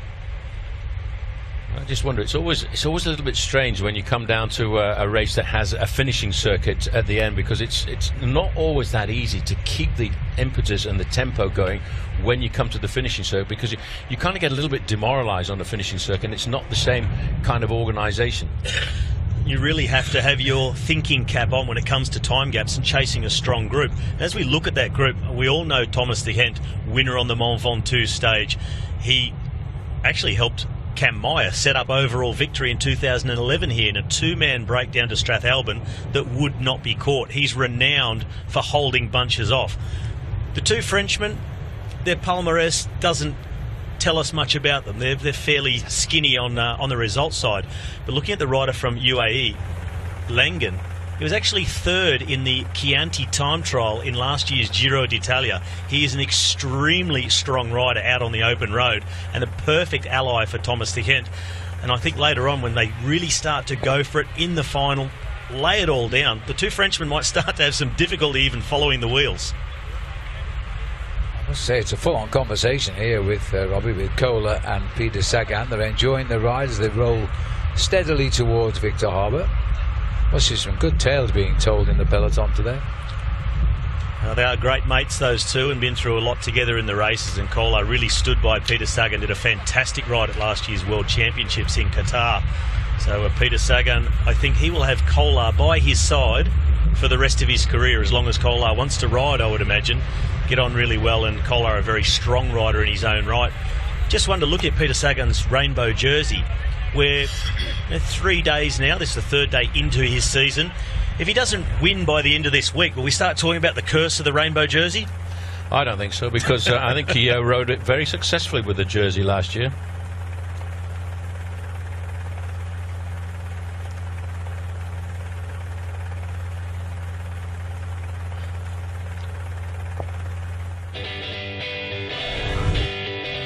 In and around Adelaide, bike trails and cycling paths are everywhere. Through the city, the River Torrens trail runs from the Mount Lofty Ranges all the way down to the ocean and on through the rolling sand dunes itself. While the Encounter Bikeway is a picturesque coastal cruise starting in Victor Harbour, then takes a breathtaking coastline. But if wine country is more to your liking, then you can roll around the Riesling Trail loops in the Clare Valley. Or explore the Coast of Vines Rail Trail with family and friends. Along both you can drop into many cellar doors for a few refreshing drops of the locally produced award-winning wines. The ultimate challenge takes on the epic 900-kilometre long Mawson Trail, named after one of the world's great explorers, Sir Douglas Mawson. These boys are now ploughing their own trail here towards Victor Harbour, and they're not very far from seeing the finishing line for the first time and the jackpot. We've now hit 4 minutes, boys. We've gone back up again. Well, Phil, you're talking about great explorers there, by the way. Did you know that Victor Harbour was originally discovered by Matthew Flinders aboard HMS Investigator back in 1802? And strangely enough, Victor Harbour is spelled H-A-R-B-O-R, and that's not because of spell check, because normally in the English language it was always spelled B-O-U-R, but in fact it was a mistake in the original Australian survey. Good heavens. I bet Robbie McEwen didn't know that. Did you know that, Robbie? I wasn't listening to Paul just then. I was reading some tweets. Any excuse. Well, that's what we're talking about. And there is Victor Harbour. And there's the linkway out across to the island as well. And we're tucked in just at the end of that long pier link. That's where we're racing to now for the first visit. 5 times we'll go through the finishing line. The 5th time, of course, we stop. This is the peloton, looking reasonably relaxed just now. Nathan Haas off to the right. Young Ben O'Connor setting the work at the front. They're working him hard today. Well, you know, you don't want to wish anybody any ill luck, but I have to admit, I always thought that Team BMC made a serious tactical error during the Tour de France on stage 2 when Richie Porte had that flat tyre, and he had teammates around him, but they seemed to just ignore the fact that somebody should have passed Richie Porte, a bike or a wheel at that point. And I think he lost his Tour de France then, and that's why I think he's so much more attentive, and the team have got a lot more respect for him this year as the leader. I think they learned a hell of a lot from that situation last year, and one of the things was having a bike that was a suitable size for Richie Porte to jump onto. All his teammates, very tall men, he would be flat out even sitting on the top tube and pedaling the bike, so they need to have someone there, and the only rider who he could have got on their bike was already out the back of the peloton, so it was a terrible situation for him, a very busy part of the race, a steep little downhill, hard to stop and get organised, and so close to the finish. But that is racing, as they say. Certainly is. Here we are on the left. Welcome to Victor Harbour, I think it said. We're in line now. That's a nice seat they've got up there. They only went up there to change a light bulb, but now they decide to wait for the race to go underneath as we're heading down towards the finishing line with those 4 leaders. Just over 2 hours 10. We are hearing that the time gap has now gone over 4 minutes from the race. It's 4:05. We'll get a very accurate time gap on the finishing gantry when they pass through there. Well, I think the one big advantage the riders do have, it seems as if the little spots of rain have disappeared. There's the captain we're looking at of Dimension Data, Tyler Farrar. Behind him, you've got number 51, Mark Renshaw. But again, I think today they'll be looking after that man wearing 52 just behind Mark Renshaw, because Nathan Haas is, first of all, riding extremely well. He's a very good sprinter, and he'll be looking to try and get himself a position in the top 3 at the end of the day to get himself some more time bonuses. Well, Nathan there, very happy with his 5th place overall, I assume. Just racing back up there, Francisco Ventoso. He's just been off the back with a flat tyre. He's come back like an express train. Well, he took advantage. Brought all the bottles with him. That's what a professional bike rider does. If you have some bad luck at a point in the race, take advantage of getting a new wheel. But of course, as you're coming back through the team of cars, don't forget what the job in hand is. Fill up with drinks, water bottles, energy bars. A little bit of multitasking, and then his next job will be keep the rest of the team out of danger. He's a very good classics type rider. Not many Spanish riders are into the classics. Ventoso, he certainly loves them, and he'll come into his own on a stage like this if the wind does happen to pick up. But the good news for the riders, looking at the weather radar, and that rain system has passed over completely now over Victor Harbour and moved away, so it's clear skies. It should be dry roads, because they would have been getting reports back about dampening roads, and that would just add to the nerves. Yeah, I just think though, Robbie, even though the roads are probably now going to be dry for the last hour of the race and the last 4 circuits, those corners coming into the finishing straight, I mean, you know, you've been there, you've ridden this finish before, they're pretty tricky, and you touch your brakes once around one of those corners, you're at the back of the main field. You'll lose 10 positions in a matter of 2 seconds, and you cannot afford to do that, neither as a sprinter nor a GC rider, because I keep talking about Richie Porte last year and how quickly that gap opened. Of course, the time taken from the first rider across the line, and then the time starts. So even if it's a 10-metre gap, you could be hit with 7 or 8 seconds. Well, this is the first tricky one that Robbie's talking about with Paul, the sharp right-hander. There'll be a left one following up after this. But the roads look as though they're going to stay dry. That's the good news here. We've always had a good crowd in Victor Harbour since year 1 in 1999. This is the next Sharpie. We've seen riders sail out of these corners, by the way, over the years. And it looks as though Vegard Langen wants a little bit of help at the front. No problem at all, says Jérémy Maison. Plenty of cars behind them. We'll check the clock as they go through. Now they line up here for the sweeper, which brings them around to the finish. And over the years, we've had some terrific sprint finishes here. We're into the Powerade hydration station now, which won't be here, of course, when the race finishes. Nice crowd, all warmed up. Here they come. They're pretty much on schedule, too. They're expected at 1:33, and they've come through at precisely 1:30. So they've really pushed the speed up today. 3 minutes ahead of schedule. Robbie, one thing I've always thought about this finish as well, you've really got to know yourself as a sprinter, because if you lead out the sprint too early, you really make a mistake. So we're on to our first of 4 laps as the race continues with a gap of 4 minutes.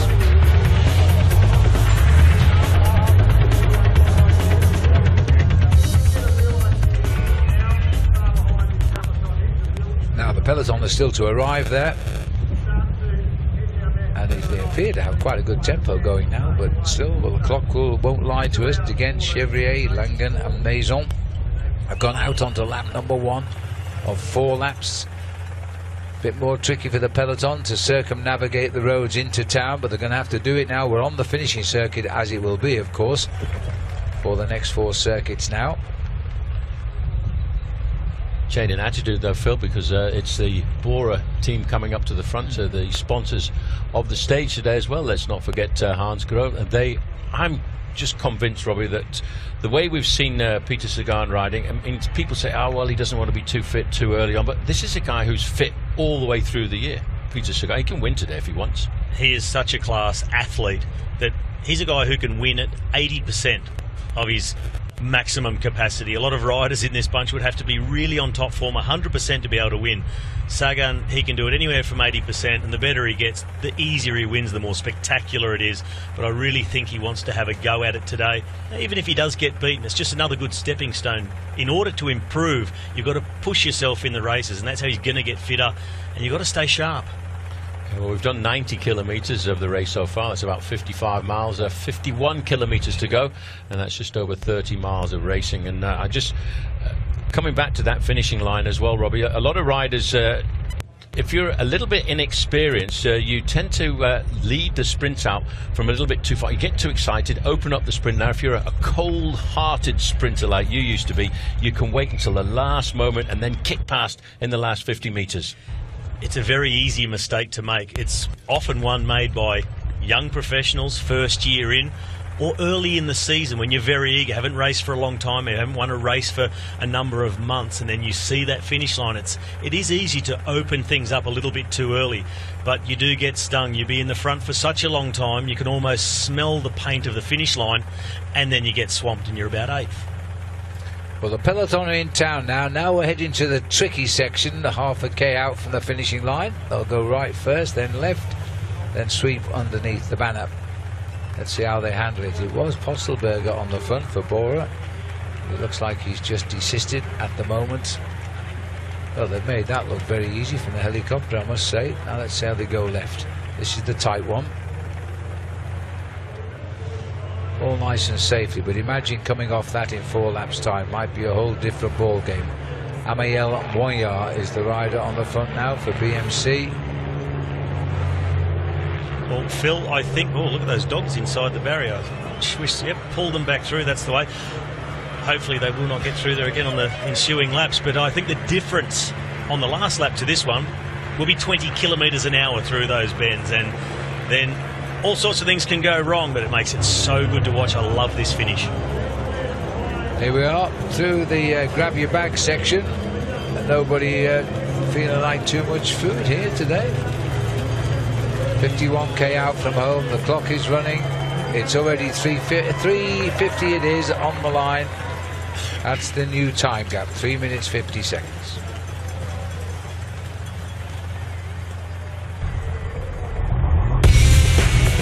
Welcome back to Channel 9's Wide World of Sport. Every vantage point is taken here at the Santos Tour Down Under.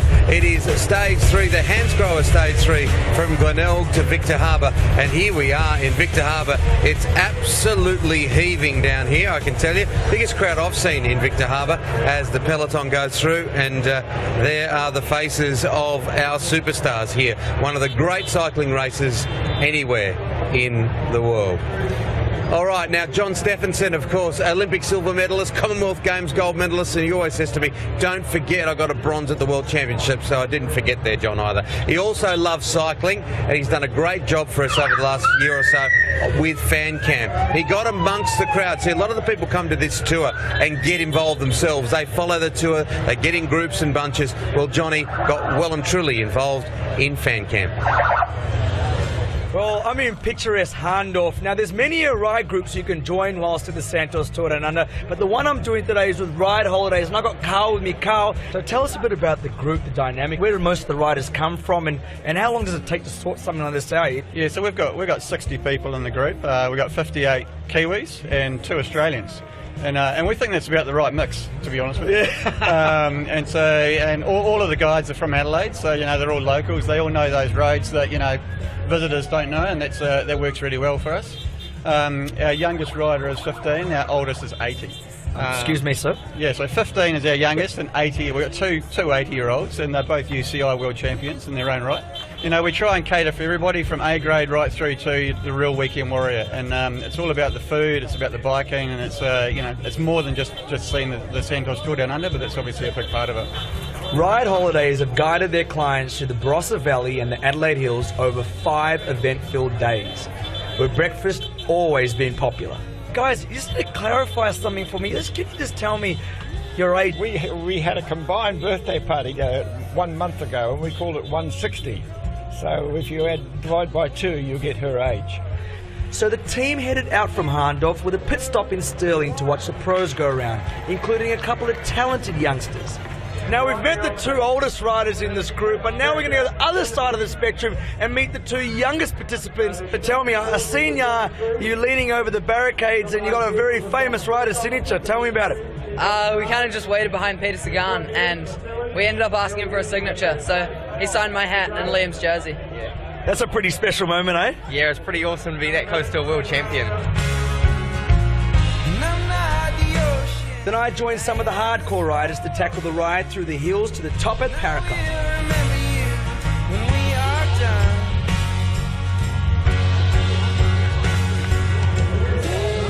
There you go, there's Johnny Steff and Fan Cam for today. Now the Tour Tracker, get all the information, everything you need to know about the Santos Tour Down Under from the Tour Tracker, which is on the Santos Tour Down Under website, and nothing you'll miss there. Also, if you want to ask Robbie a question, we're going to continue to answer these questions throughout the course of this race.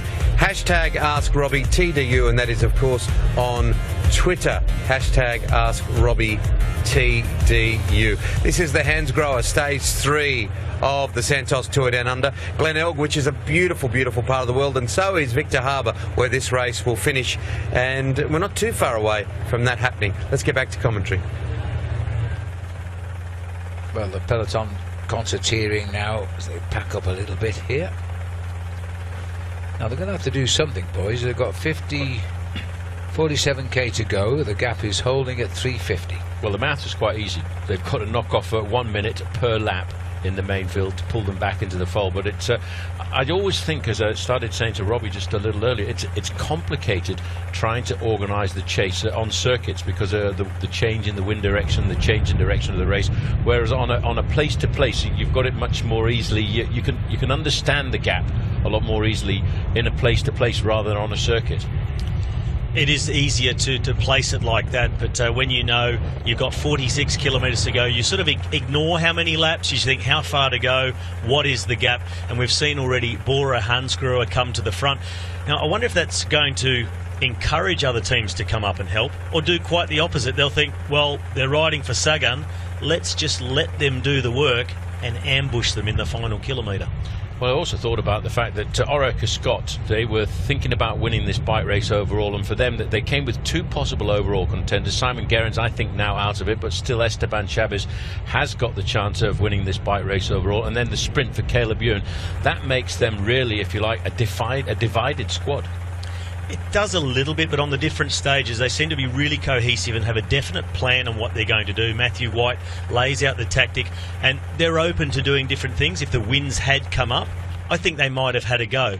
Now it's not that windy down here in Victor Harbour. I think it'll be everything for Caleb Ewan, try to win another stage, put himself into the lead of that sprint and points competition. And at the moment, you look at 350, BMC still have a fair bit of work to do because the best place rider is just at 1.5 minutes, so they still have that responsibility. So that will help the sprinters teams. They need to bring it back by at least that much.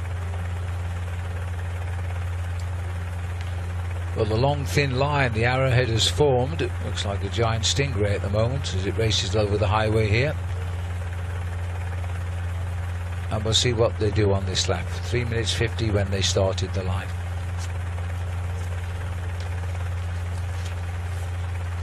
So they continue. Well, we heard Robbie mention and Paul mention Caleb Ewan. He won the opening stage, of course. It was opening up this race. He knows how tricky the finish is into Victor Harbour. The question is, I'm sure he won't take anything for granted.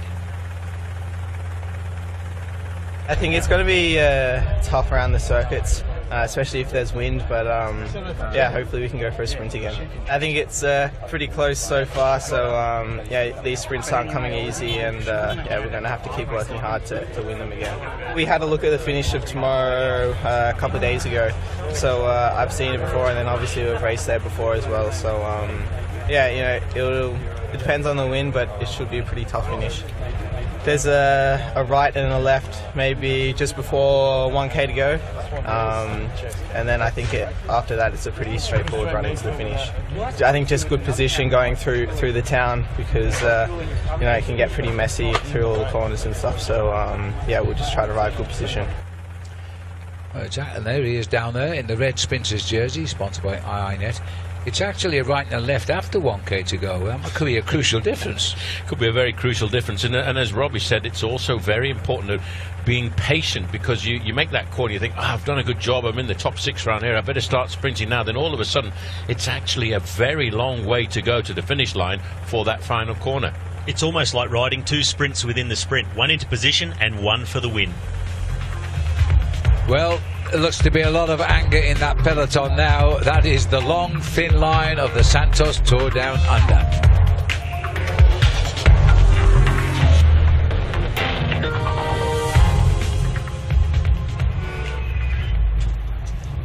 We should see a reversal here soon, and in fact Paul Sherwin just writing down 3:30 for me. So they have started to chase it back on this opening circuit of 4. Everywhere there's a bridge now. A nice crowd of people watching the Santos Tour Down Under pass underneath Green Hills Road. Yeah, but just looking at the circuit they've organised here as well, it's a nice, sensible racing circuit. 13 kilometres around, that's about 9 miles of racing, and some reasonably good, wide, safe boulevards. I mean, when I looked at the profile, first of all, I thought, oh, this is quite a grippy little motorway circuit. But the fact that it's nice and wide does give the advantage to the teams to get organised in the peloton. It does. It's a massive advantage to the chasing bunch, these wide open roads. The more technical it is, the better it is for that breakaway. They stay out of sight, only with a small gap, but just those wide open roads just lend itself to being able to be seen way in the distance, and they just line you up and mow you down. And we see now, since a few minutes ago, the front of the main peloton getting much longer and strung out. They've already taken back nearly half a minute. But these guys are now just inside 3.5 kilometres from the finish, coming through to get another 3 laps to go. So they're still doing a good job, and they're going to take some chasing. Well, these long barren roads, but you can see the steady drags that they're on here. All hurts this. Well, we just heard that Johannes Freudlinger from Team Sunweb has just had to change his bike at the back, so obviously that was a serious problem, but he's got back. He's at the tail of the peloton. Interesting now that Deborah Hansgrohe have taken control of the front of the peloton. Richie will be pleased with that, because he'd like to see Chevrier back in the fold. Other than that, he's not really interested about these. You also got to think about the intelligence of a rider like Thomas de Kent on the back, Robbie. For me, he's probably the orchestra leader in this breakaway group, the most experienced rider. He's coming up to 31 years of age, and very often, and Lingen, the guy on the front, he's a big, powerful time trialist, very aggressive in the Vuelta a España towards the end of last year. And what a breakaway situation does sometimes nowadays is they try and balance themselves with the gap they've got over the main field, so they've still got some energy in the tank so that they can also lift the pace when the main field starts to chase towards the end. It is always a very tactical battle between the break and the peloton. Sometimes you've got to, yes, go out and ride and get the maximum gap you can, but you don't want to go out too fast and get too much that there's panic in the bunch and the chase starts so soon and so violently that they bring you right back. You've almost got to feather it and find the ideal sort of gap that they're willing to let go a bit.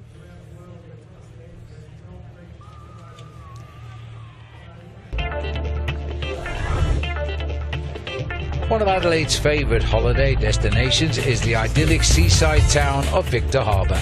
There's plenty of ways for you to explore the area as well. You can jump on the horse-drawn tram out to Granite Island, or get on board the Big Duck Boat Tour to visit the local dolphins at play. 3 minutes 20 seconds now. They've chopped off for half a minute since they started the first of 4 laps. The main peloton really working at it now. They'll have seen that time gap here as well. A little flick of the elbow by Thomas again, saying, "Your turn, please, Mr. Chevrier."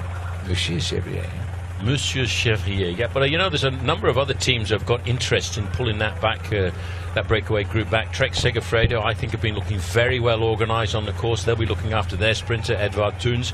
And of course, UAE, the new squad, Abu Dhabi, they'll be trying to get their man, Ben Swift, close to the front now. He's been tickling it in the intermediate sprints, and he's the kind of guy who, with those tricky little corners down towards the end, would like to get himself a place in the finish down towards the end of today. And of course, Danny Van Poppel will have a big lead-out train for Sky. So I think now that we're seeing that gap come down from 4 minutes to 3:20, I think the writing's on the wall for this breakaway. I think so too, but what I'm really looking forward to is that battle for position into those final 2 corners. As you just mentioned, a few of the sprinters there, they all know where they need to be. There's just not room for all of them there. This is another little point, just over a kilometre to go through that roundabout. It's a real bottleneck, and if you have to touch the brakes there and you get squeezed out, you've just got no time left to get back in position. So there's a couple of really important points. We said it's a very wide open circuit until you get to the last kilometre and a half, and we're going to love it. Yeah, well, I know you're going to get very excited about it. The thing is, the faster the race is coming into town, the safer it is. Single file line, they all flow straight through there. So what they don't really need is a headwind where it bunches up a lot more, and it's a lot more difficult to squeeze the bunch through, because 140 into 1 doesn't go. If I remember rightly, Rob, you once finished second overall in this race, didn't you? I did, behind Patrick Jonker. Yeah, but you know what? Sprinter. That was the biggest margin in the history of the Tour. You were 73 seconds behind him. Was I really? Yeah, that's the worst losing margin in the history of this event. They must have put a bridge in front of me or something I had to climb over. Fortunately, I remember that. And Pat Jonker took off on a stage and won by a margin and kept it all the way to the finish. He won by a minute and something. I thought he won by 20 seconds. 1 minute 13, and there's no arguing. I'm going to go back on my phone. I'm not listening for a couple of minutes now. I'm just going to go check. The boys are coming to. They've completed the first lap. They know what the circuit holds for them now. The clock will start once they pass under that banner where they've been racing for just over 2.5 hours.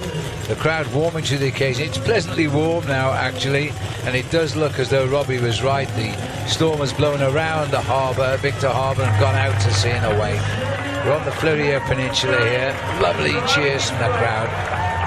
So they're out on lap number 2. The peloton, look, they can't see it, but if we tipped up, we would see the finishing line now in the distance from this position. And it looks as though the Borough boys, Borough Hansgrohe sponsors this stage as well.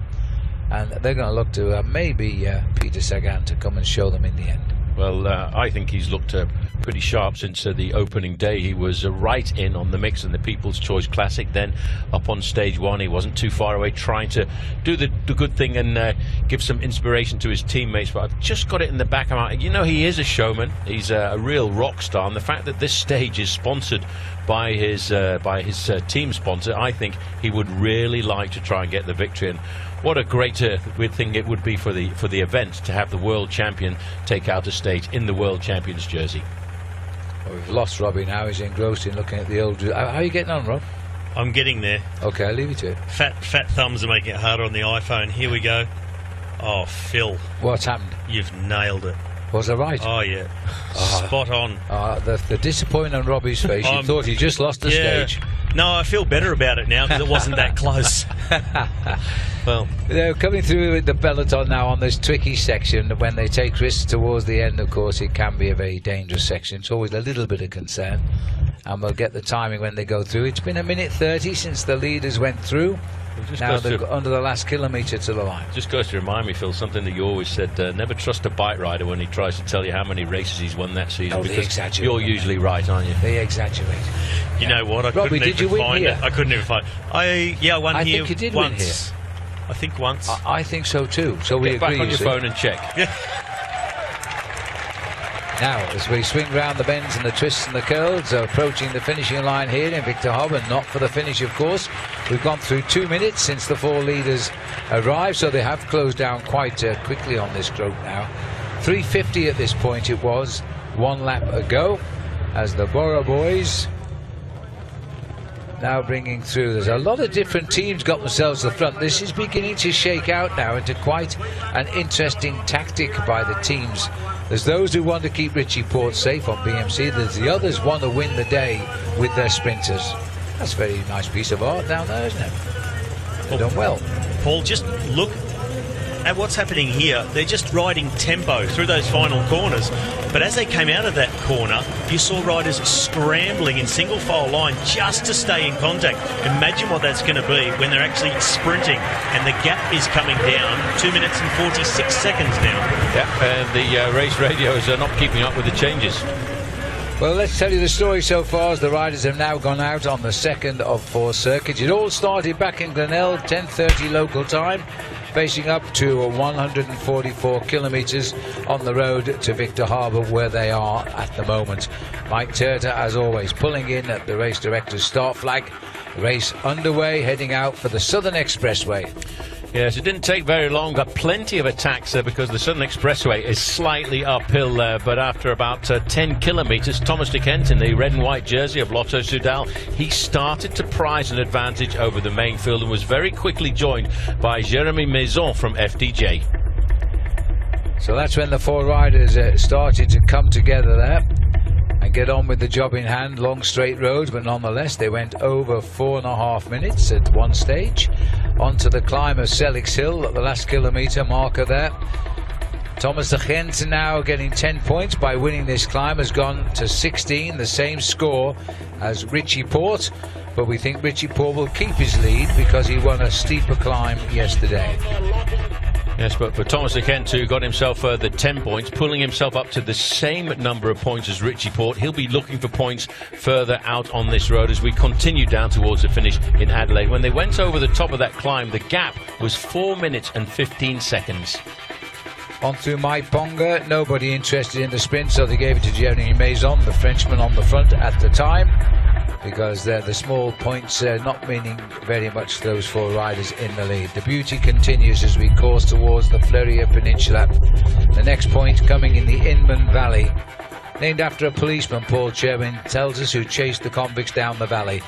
And Thomas de Gent took that one, and again no sprint at the 73 kilometre point of the day. But the gap was coming down. It was hovering now circa 3:55.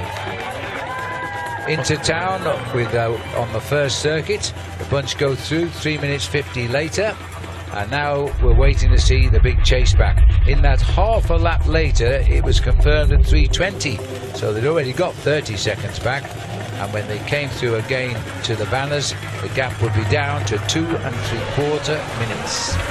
They are, you're nicely up to date now. Everybody is now settling down for the big chase back. The gap is 2:45.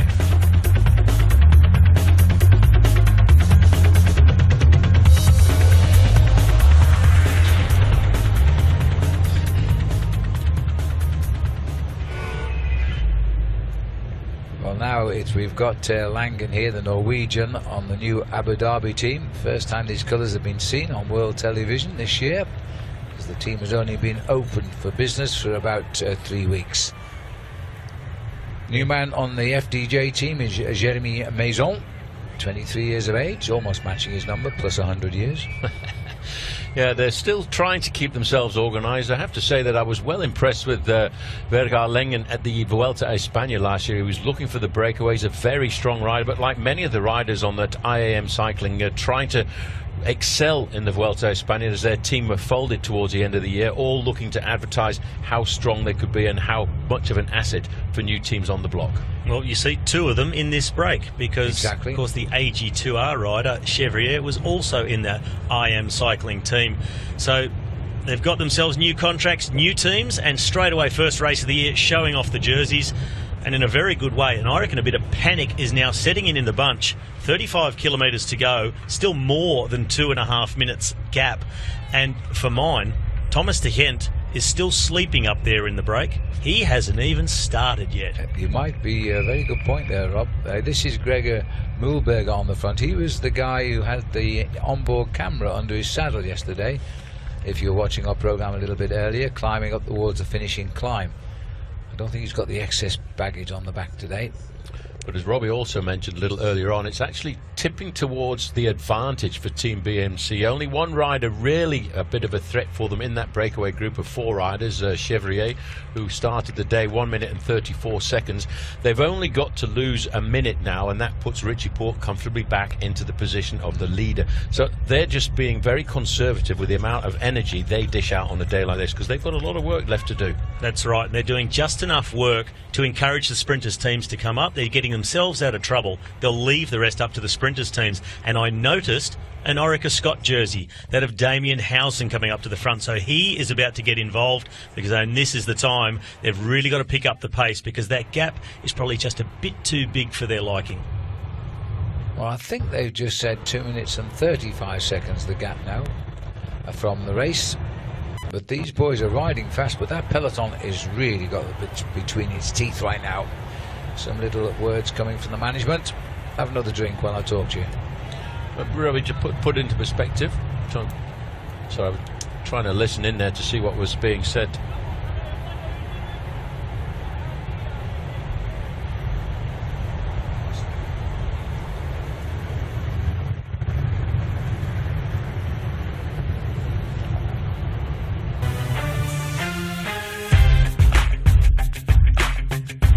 Santos Tour Down Under on its final circuits around, heading for Victor Harbour now.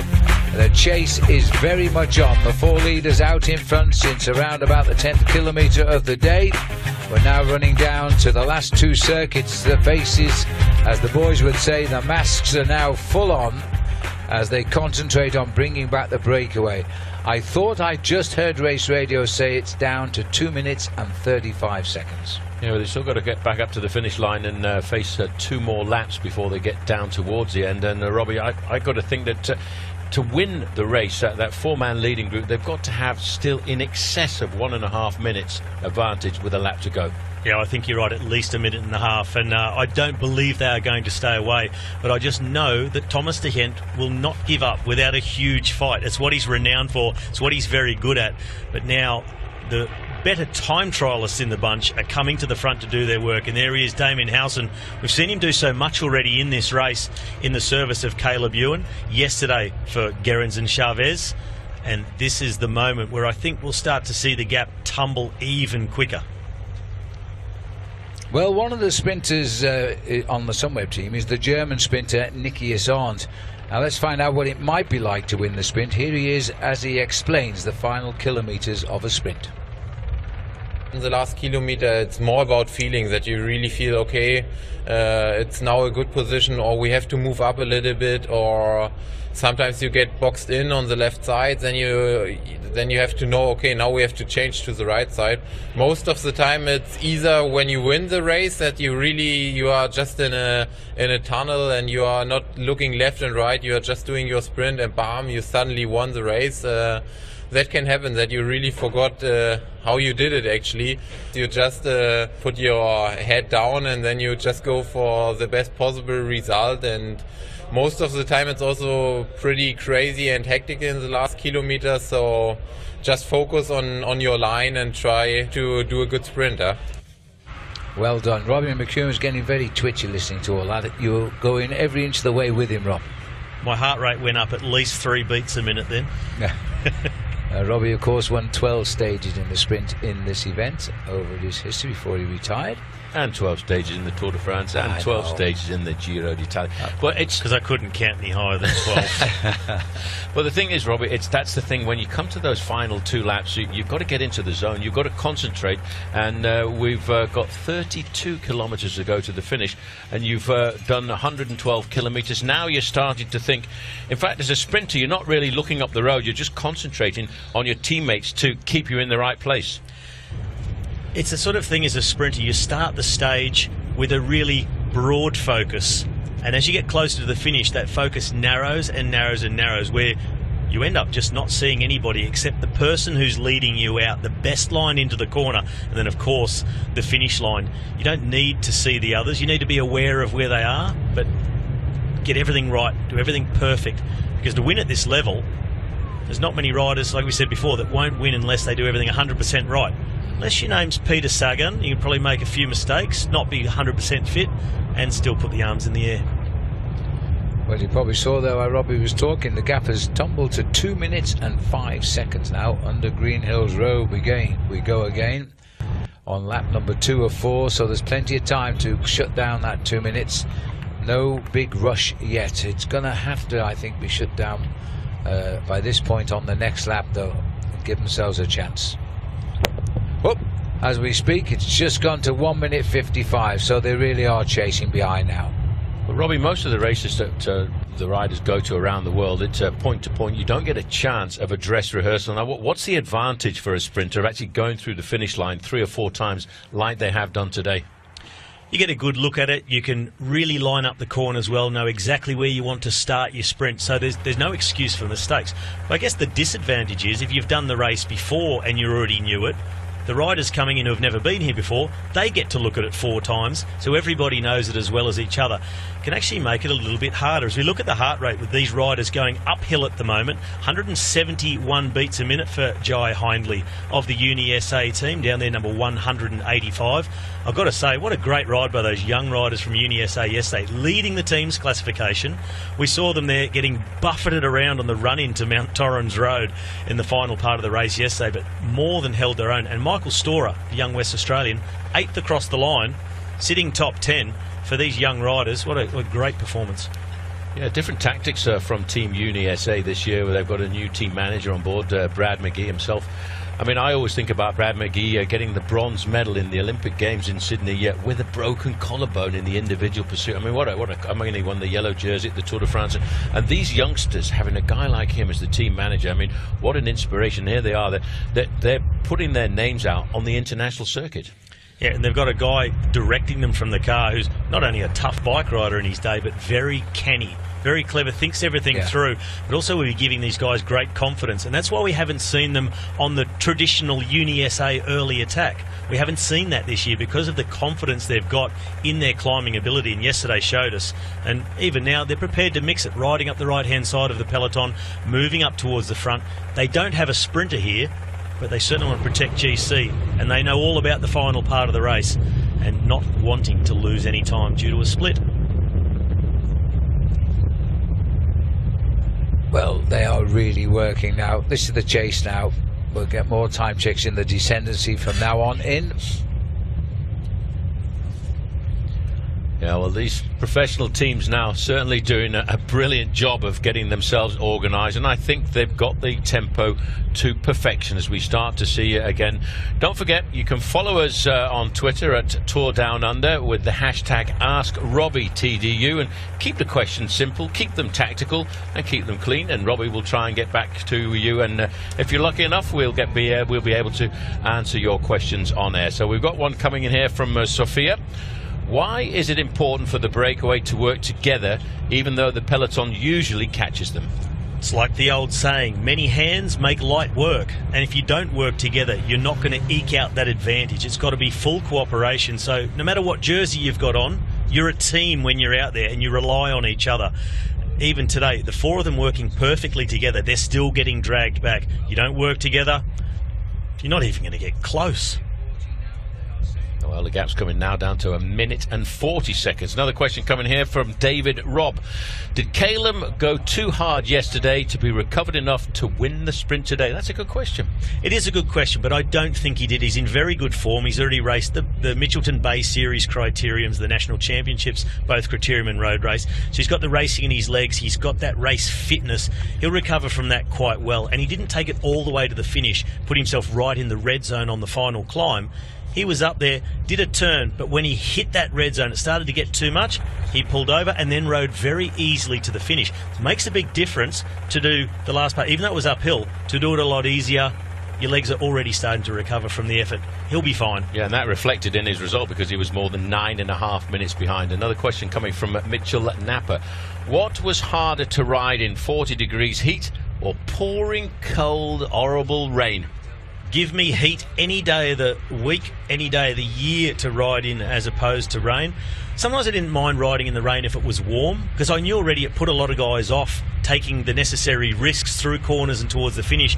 Made it actually easier to line up the sprint because some guys were beaten as soon as it got wet. But if it was cold and wet, no, I'd rather be home. Yeah, we're back here with the leading group now of 4 riders, and they're just going through the little chicane as they come into the finishing straight, and they'll line up with 2 laps to go. This time Mr. Gent bringing them through, and I suspect when the peloton gets here the gap will be around about 130, 125, something like that. They are coming at them now. It's the man who was at the ochre jersey on the road leading, Clément Chevrier, with an overnight deficit of 134. I think it might be where he loses the lead on the road. Still got 2 laps to go, Paul. This is not the start of the last lap. No, it's not, and I figured they would need at least a 1.5 minute advantage with 1 lap to go if there was any chance of them surviving. And I tend to disagree with Robbie on the fact that I don't think Thomas de Kent is going to put too much into this. I think he came into this stage with one thought: get himself King of the Mountains points for the Subaru competition, and he knows that he's got to go out again and try and get more points. So what's the point of throwing out all of your energy when you know you're probably going to get caught on a stage like this? Well, he'll know now they're going to get caught, but I think it might be stronger than Thomas de Gent himself, his instinct to just keep going and have a go. He's a very stubborn man. Even though he knows he's going to get caught, having known him for a while, I think he'll just like to make it that little bit harder for the peloton if he possibly can. Just punish them a little bit for catching him.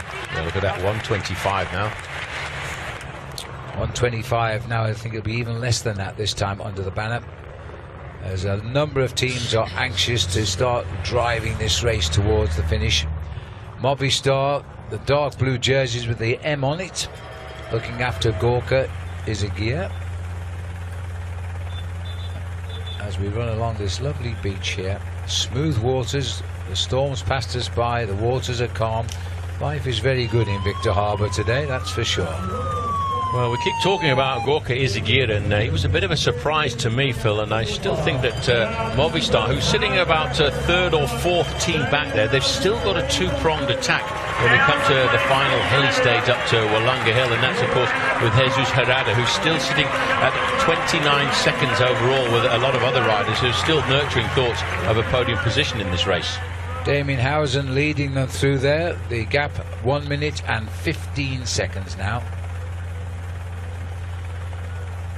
As just behind was Scottson for Team BMC, and the Borough riders always up and near the front now. The ones they're using just at the moment, Mühlberger there throwing off a bottle, and Postelberger are the 2 riders doing most of the work. They're the mid-term workhorses for probably Peter Sagan, but I think more likely Sam Bennett today. We'll see. The peloton continues. We are out on lap 3 of 4. The gap is closing down. All bets are off now. It's only a question of when the catch will be made here. As there's the cockle train. You see, I told you it runs at this time of the year.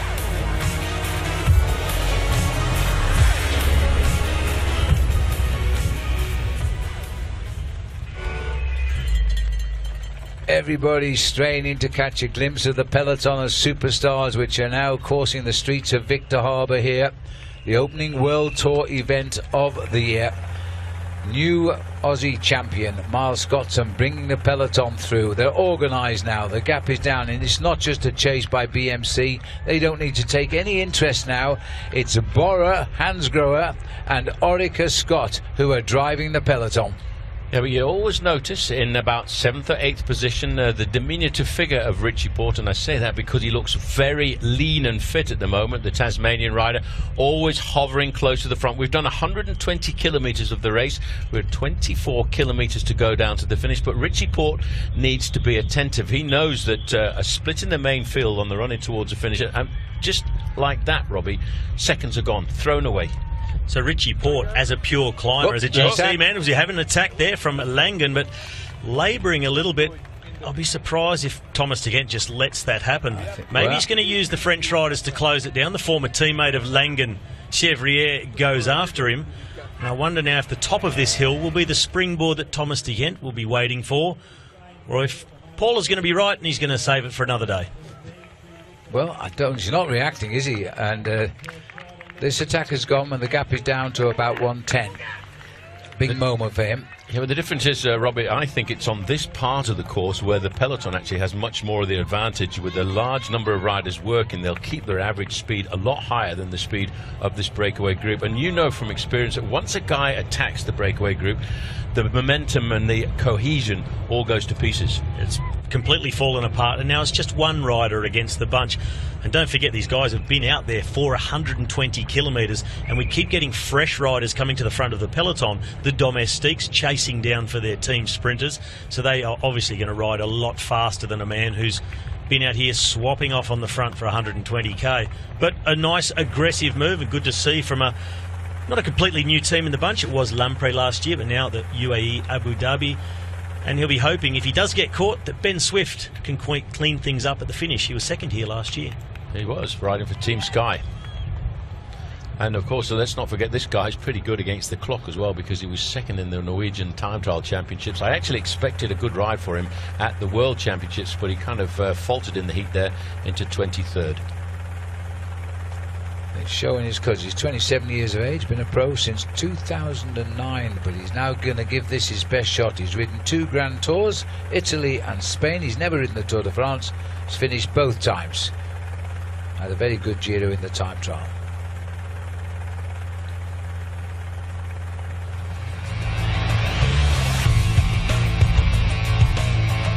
As we look out the parched fields here around Victor Harbour, there's changes afoot here, because there's now one man that has shed the other 3, and it is the Norwegian 27-year-old Vegard Langen, who has gone clear as they go out on lap 3 of 4 circuits of Victor Harbour.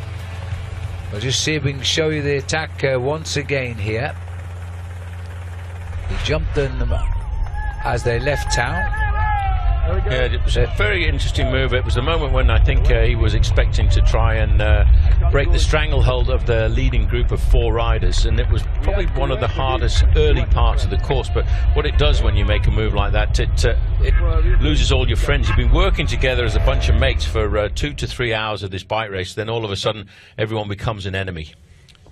I like the moment he chose as well. He chose when Thomas de Gendt was on the front of the group and attacked from behind. So, moment well chosen, getting the gap. Let's see how long he can hold him off. Well, he settled down. He is a good man against the watch. That's undisputed. He has been around. He's one of the survivors of the old IAM team, which abandoned last year at the end of the season. The good ones got new contracts, and Vegard was one of the good ones, come across to the new Abu Dhabi team. Lovely crowds around the route here. I'll appreciate the effort here of this man. He's been away for most of the stage with his mates. Now he's trying to go it alone. I think it's nearly an impossible task, but you never know. Just checking how the gap is opening up, I think pretty well. Must be one of the biggest bike riders in the main field, Phil, because he clocks in at 6'8". I think he should have been a basketball player. Good heavens. Surprised they make bikes big enough.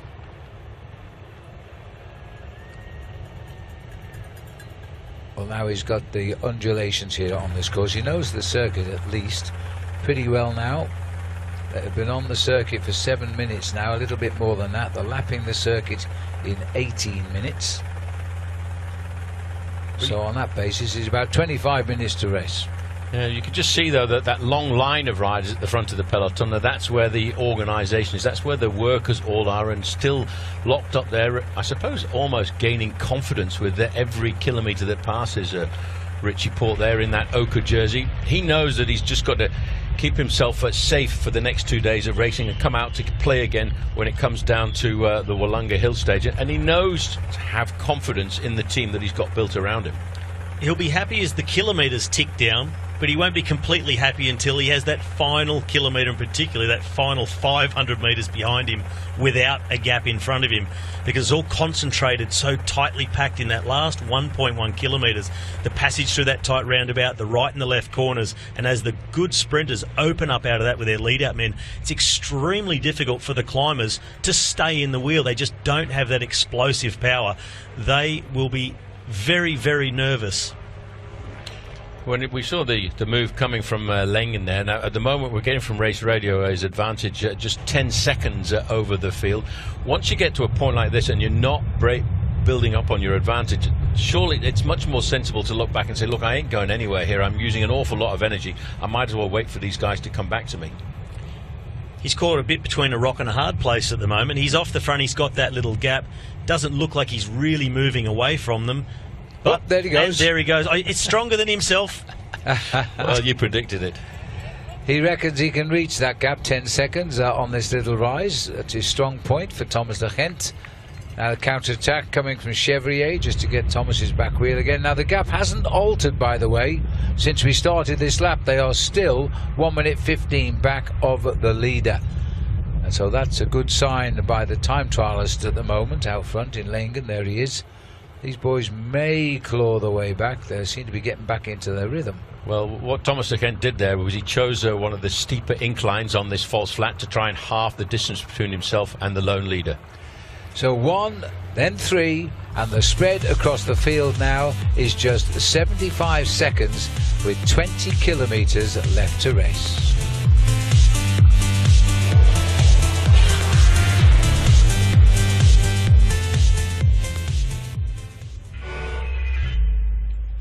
Looking at the main field, they've just come through that same 20 kilometre banner now, approximately 1 minute 15 seconds since the leader went through. There's a kilometre spread now for the whole race.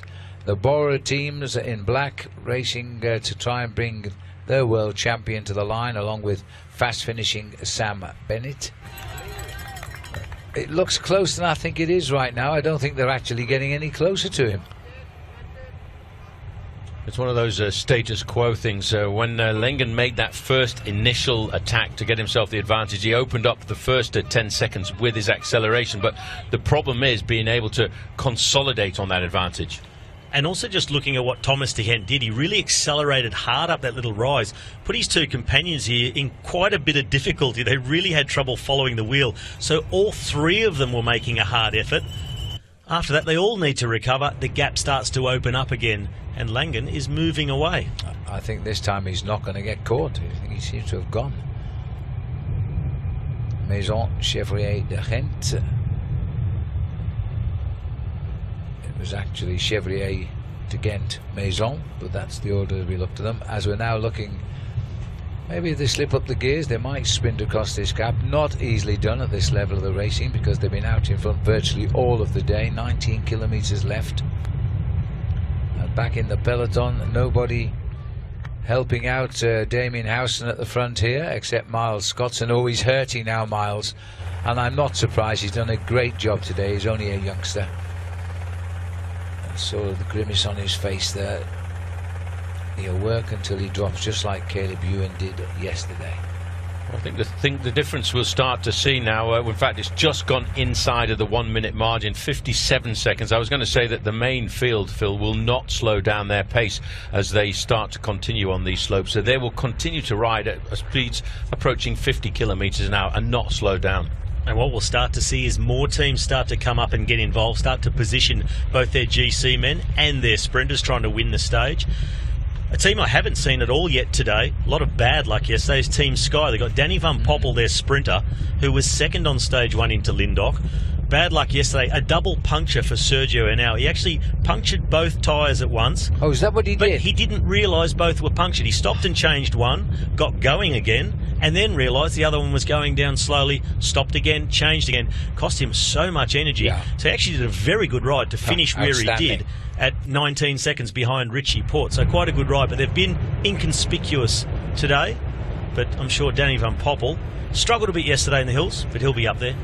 Well, he will, and when you think of the way these guys can make the lead out, and when you throw up to the front over the final kilometres, Geraint Thomas, Ian Stannard, Luke Rowe, that's a very well-oiled and well-rehearsed lead-out train, and that's sometimes what can be the recipe for a win coming into those final chicanes. Well, these Borsum Bora have now closed the gap to 53 seconds is the spread across the race. So they've ridden pretty hard. They've lost one of their workhorses now. There's only one there. The other one's in third place. Scotson sits on second wheel.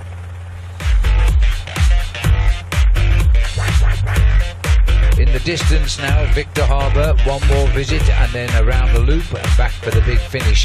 The four riders in the lead have split up. We've got one leader, Langen of Norway, chased by his three erstwhile breakaway partners. The spread across the field is down to 53 seconds. I don't think anybody will survive the temptations being laid down by the sprint teams here.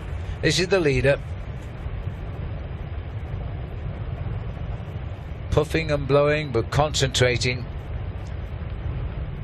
Looks pretty young for 27 years of age. Been a pro for a long time, really, through the smaller teams. He came onto the World Tour team last year. The team disbanded at the end of the season, but he's got himself a World Tour slot through 2018 now with Team Abu Dhabi. Well, he stretches advantage over the chasers because they're around about 15 seconds behind him. But once we get onto these big, long boulevards, the peloton now, they can see the motorbikes behind the breakaway. They can see the cars behind the breakaway. And psychologically, for those guys who are hurting, those guys who are doing the pacemaking, that's an advantage because you can see that your job is actually paying. They know they're going to bring him back. It's just a matter of time now. They've got it completely under control. What I noticed in that overhead shot of the peloton, there's more teams starting to push up left and right. You see Tyler Farrar on the right side, Dimension Data, Katusha coming up, Quick Step on the left. So more riders trying to get up as they're about to take this long sweeping left-hander, because now's the time to start saving as much energy as possible. Riding down the back of the bunch means sprinting out of those corners all the time. So they're getting up to the front, getting control.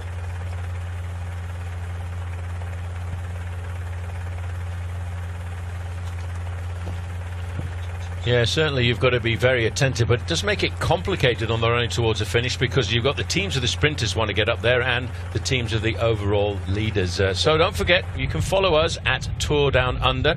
Get involved, ask questions at #AskRobbie. TDU, and there have been some pretty good questions right now, and hopefully the next few questions to come up will be all about the sprint, because I think we are going to have a sprint today. Here's the first one. How do the riders deal mentally with the dangers of the final kilometres? The ones who think about it the least are the ones who do the best. You don't think about the dangers, you think about the things you need to be doing. Concentrate on what is the correct thing to be doing at the time, and not about, oh, that's a bit dangerous, that corner, oh, that's a bit narrow, I might get squeezed out. Positive thinking and concentrate on the job at hand. Yeah, it's all Don't really... think, do. Yep. Well, there's another one. What is the key to finding those little gaps you managed to squeeze through in some of your most famous sprint victories, Robbie? Convincing yourself that they're big enough to get through. Well, that came from and if Milo they're not, Gruppetto. convincing your elbows that they can make it wide enough to get through. Well, Robbie's handlebars used to be 42 centimetres wide, and he used to try and get through a gap of 40 centimetres on plenty of occasions. These are the three guys who were halfway across. They're about to get pulled in, so we've just about got time for one more quick question. This comes from Brendan McKean. How much tactical talk happens between the teams in the peloton when it comes to chasing a break? There is often chat amongst the different teams of the sprinters mostly about who's going to chase, who's going to help, and a bit of cooperation. Sometimes that happens amongst the team managers, the director sports, if they agree. One team will put up one or two riders, and so will one or two other teams do the same. And amongst the riders, that chat happens as well. Sort of all cooperate together to get the desired result and then turn back into enemies. Well, we just saw the 3 riders getting caught, so there's only 1 rider off the front end of the main field now, and that, of course, is Vegard Lengen of Team UAE Abu Dhabi. 3 hours and 8 minutes in the saddle, and there's the bell.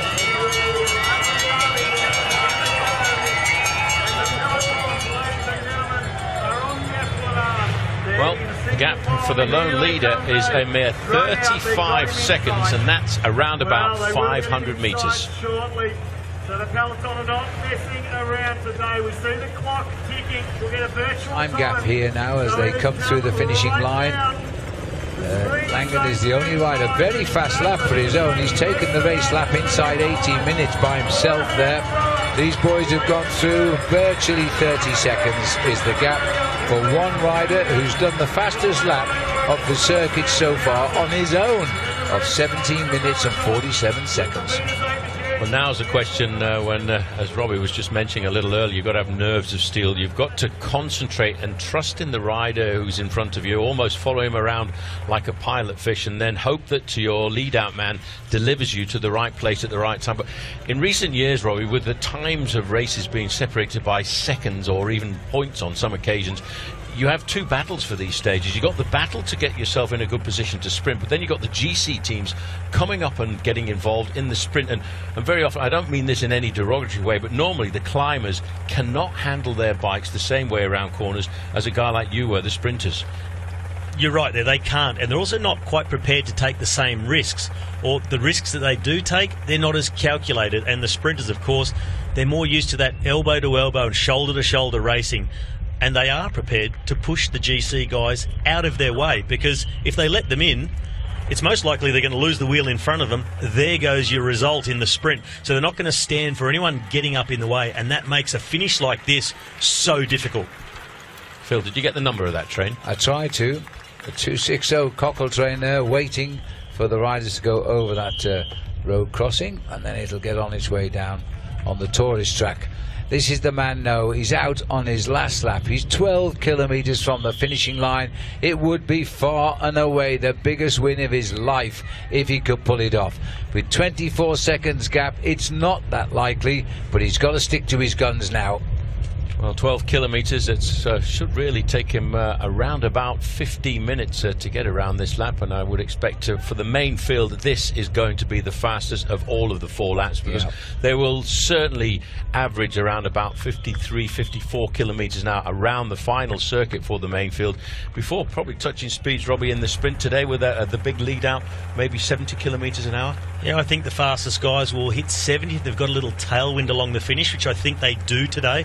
To be a very fast sprint, maybe not the top speed of all sprints because there's a corner at 550 metres to go, but looking down at this course and the chase and down at the peloton, I think we're going to see quite a late battle for position, because there's such wide open roads. Like we said, it's very easy to find space to bring your team up to the front. They'll all be looking at that long sweeping left-hander at about just over 2 kilometres to go to try and hit the front there, string things out, and then you've got the front, you're in control. So we see Thomas de Gent from the front to the back, and he'll just roll in and think of another day. And up ahead is the leader. Look, you can see him, and this is a long steady drag, because leaving Victor Harbour from this direction, I'm afraid it is uphill.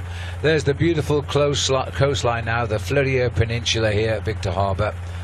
And the wildlife in the ocean around here is pretty spectacular. Dolphins and sharks, etc. out there as we now go down the peninsula a little ways. 12 kilometres to go. Well, I think it's less than that now as we pull back. Just looking at the laboured style now, once you start to see the shoulders of a rider rocking like that from side to side, that's an indication that he's looking for the top part of his body to add to the power and the weight to push down on the pedals, and losing that fluidity is always, for a guy who's ridden a bike like you and me, Robbie, you can see that when a guy's just about cooked. You can, and this is the most difficult part of the circuit. It's really quite uphill there. We saw that lookout on the right-hand side of that wide helicopter shot. It is quite high. It's quite a difficult climb, and he's been out there for, well, almost 134, because that's how far they've raced in total. He's been out there almost the entire time, as we see one of the Bora riders who's been doing all the work, Lucas Poska. His work is done. He'll just be able to roll around that lap and hope for the news of Peter Sagan or Sam Bennett, his teammates, winning the stage. You may be right, because the other man has been working with him all the time has been Mühlberger, and I think he's disappeared from the front as well now. 10 kilometres, actually slightly less than 10 kilometres. That's all this young man is away from the win. These boys are holding off now. There's nobody attacked on what is quite a little drag here. Nobody's tried to break the peloton. All it's done is crack the early pacemakers. I think the only reason there's been no attacks coming is because it's a very consistent pace being set by all of these teams who are trying to pull back the lone leader. The gap now just hovering at 20 seconds. The 10 kilometres to go, we've just gone through the banner there. It's going to take this race around about 12 minutes to get down towards the finishing line. This guy will continue until he can feel the breath of the main field on the back of his neck, and only then will he stop trying to survive. One man, 20 seconds, 10 kilometres from the finish. He's over the top of that little ridge for the moment. Still got the climb around the back up under Green Hills Road. The gap is holding at 20 seconds. Awful lot of Sky Riders at the wrong end of the race down there. I wonder if they had somebody with a problem.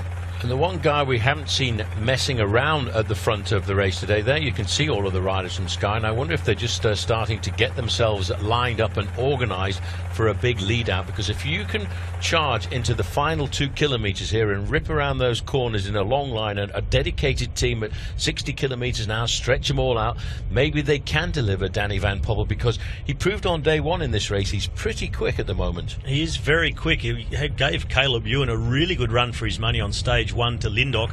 Van Poppel, he was amongst there in that train of Sky, so they'll be moving up. Richie Porte surrounded by teammates, Movistar riders on his right. Number 23, Richie Porte at the front now, but he knows there's still a lot of work to do to be able to stay there at the front as this road gets tighter and more technical. He'll be relying, I think, on a guy like Francisco Ventoso, who's quite a good sprinter as well, to deliver him up to the front. Once he gets through that first corner, job almost done. But really for Richie, he knows it's that last 500 metres he struggled with last year. And the other thing we should think about, guys, is Ben Swift is on the same team as the man in the break, so the team can have the race off at the moment and keep Ben in a good position, because the race is chasing their teammate. Yeah, and maybe it'll be Ben's day to win and give a great result for Abu Dhabi. And he knows the finish as well. And Abu Dhabi, a new team on the block, looking for a brand new victory.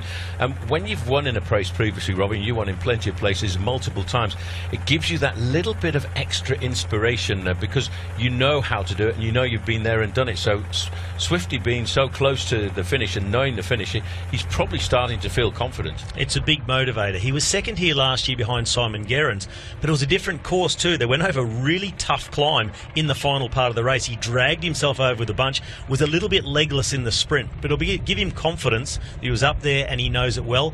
He hasn't got a big sprint lead-out train, but he's got a very strong teammate to help him, and they agreed it would be for Ben Swift today and Marco Kump, who was fourth on stage 1.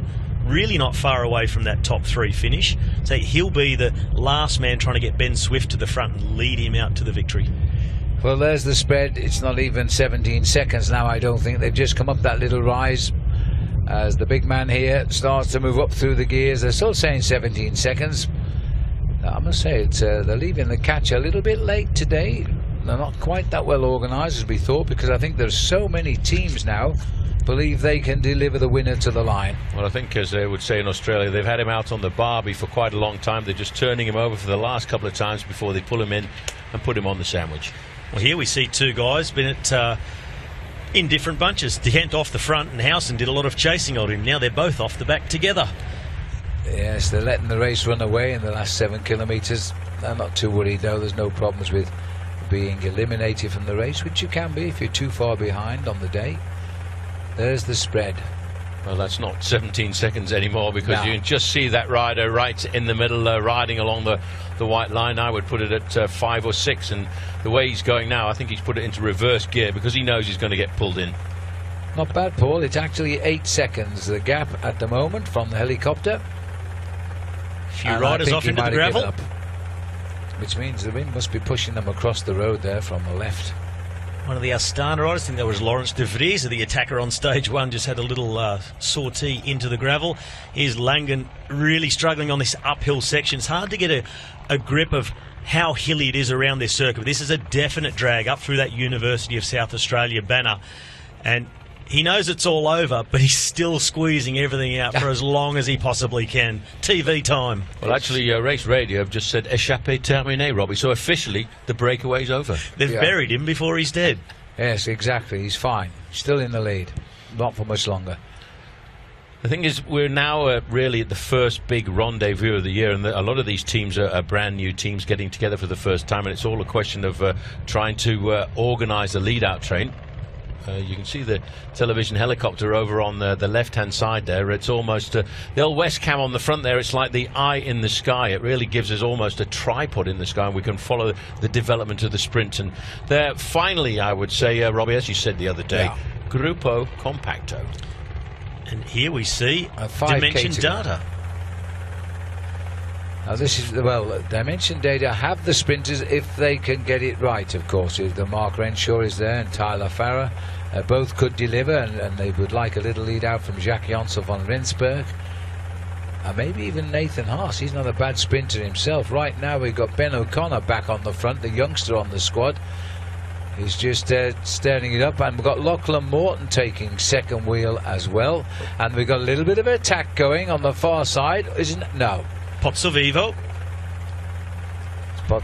just come back into the pack there. Tom Scully is also on the front here now. He was a very late replacement, flown in the night before the race started from New Zealand. He's in the lime green on the left. Now, it's no doubt who's getting it ready. This is Ben O'Connor on the front, and he's got Jaco Venter is the rider in white. Nathan Haas is behind the rider in white. Venter is the champion of South Africa. And the last rider in that line of Dimension Data, in fact, is Mark Renshaw. And Mark Renshaw knows this finish exceptionally well. But one guy who's hovering around, hardly touching his brakes at all, looking very easy, is still Peter Sagan. But quite a long way back, so he hasn't made his run yet, but I did notice he had 2 or 3 teammates behind him, so they think it's easier to try and follow him and then help him. But as they've come over the top of this rise, this is quite a quick downhill section, and it's the last chance on this big wide road to make the move up as they go through 4 kilometres to go there. When they get to that left-hander, you've got to be in that top 20% of the bunch at least, because then you've only got another 750 metres to that skinny little roundabout. This is the moment they're about to dive down off from this overpass, and it's a matter of about 1 minute and 30 seconds to the corner. So you've got to get organised and quick. We've got Bahrain coming through on the right. They've got very fast sprinter there in probably Visconti. They're the red jersey. We have lots of red jerseys now, as they all try to get on terms. It's Quick Step of Belgium, the blue jerseys up there. Dimension Data, God, they had themselves organised there, but they're losing a little bit of the control at the head of the field as Bahrain is bringing their riders through just at the moment. And they've got Brakovic on the front giving it a big turn. No, it's not. It's actually Feng, the Taipei Chinese rider, who started driving at the front. Everybody's got their men on the front now. We're pushing plus 70 kilometres an hour, trying to hold position. Well, Phil, Quick Step up there alongside Dimension Data. Bahrain on the left-hand side, but Peter Sagan still a very long way back in the peloton, pretty much stuck in the middle. He is going to have to make a massive move if he's going to go. They've chased all day. This has got a strange feeling to it just at the moment. Dimension Data, yes, they're great sprinters, but the riders we would have thought would have been up there by now, and they're not there at the moment. Katusha are making a move up towards the top. A lot of bumping and barging going on now as they try to reorganise the chase. Caleb Ewan bashing his way through there in between the Sunweb team, and that was the German Phil Bauhaus that he was pushing out of the way. In control at the moment, that's Jack Bauer from Quick Step on the front, but lined up behind him is the Trek Segafredo team. Roger Kluger, he's looking around for Orica Scott. Where is Caleb Ewan? Daryl Impey, there's a crash right in the middle of the peloton. They've gone down at 60k an hour. AG2R and possibly one of BMC. Yeah, touch of wheels. In fact, I'm not sure which rider is down there. Jan Bakelans. Yeah, Jan Bakelans. And this is Danilo Weiss, the big lead-out man on BMC. He's gone down as well. Viss, rather. Well, onward we go. And we weren't in the last kilometre, so those riders will lose time on the day. But there was nobody at the head of the overall. They were looking a bit nervous, I felt there, Robbie. Everybody was twitching, getting a little bit rough riding. Bahrain's got control at the front. It is still Feng here who is pushing for Team Bahrain. Team Trek are trying to get on control of this race now. Similar colours, but they're second, third and fourth in the line. Well, Trek Segafredo riding a great race, driven there by Kun de Kort. He's the one leading the way for Edward Turns. But this is where you see teams come out of that corner and they're trying to make that run for this narrow roundabout coming up soon. Kun de Kort knows very well. Look at the Trek rider in the middle, elbows out. He's pushed his way straight through the middle, opened them up. He's got through and back on the wheel. Roger Kluger up there in fourth place. Caleb Ewan, he is right on his wheel. And who's behind Caleb? Peter Sagan. Not even behind him, he's on his side. Number 6 is Caleb Ewan in the red jersey. 11 is Peter Sagan. They're locked onto each other. They recognise the strength of it. Luke Durbridge is trying to guide Caleb Ewan through the traffic. And look at this. Team Sky all massed at the back, not 5 kilometres to go, are now all massed at the front. And they're riding for one man, Danny Van Poppel. Here's that roundabout, and Danny Van Poppel, we saw him make an effort up the left-hand side, get back in the wheel, squeeze their way through that roundabout down to 3 men now. So Thomas has swung off. There'll be Stannard and Rowe left for Danny Van Poppel, and that acceleration has put Caleb Ewan quite a long way back. Ewan, he's still looking for his lead-out man, so in complete disarray, and they're about to take that right-hand corner. It's Sky in control. Van Poppel looking good in his wheel, I think, from Sunweb, and their sprinter, I would say, is probably Nikias Arndt. Here it is, the right-hander, quickly followed by the much harder left-hander, and then it sweeps round to the finishing line. Really, if you're not up in the first 6 or 7 on this left-hander, you're going to be out of it, and Caleb Ewan has left himself a lot of work to do. So too Peter Sagan here.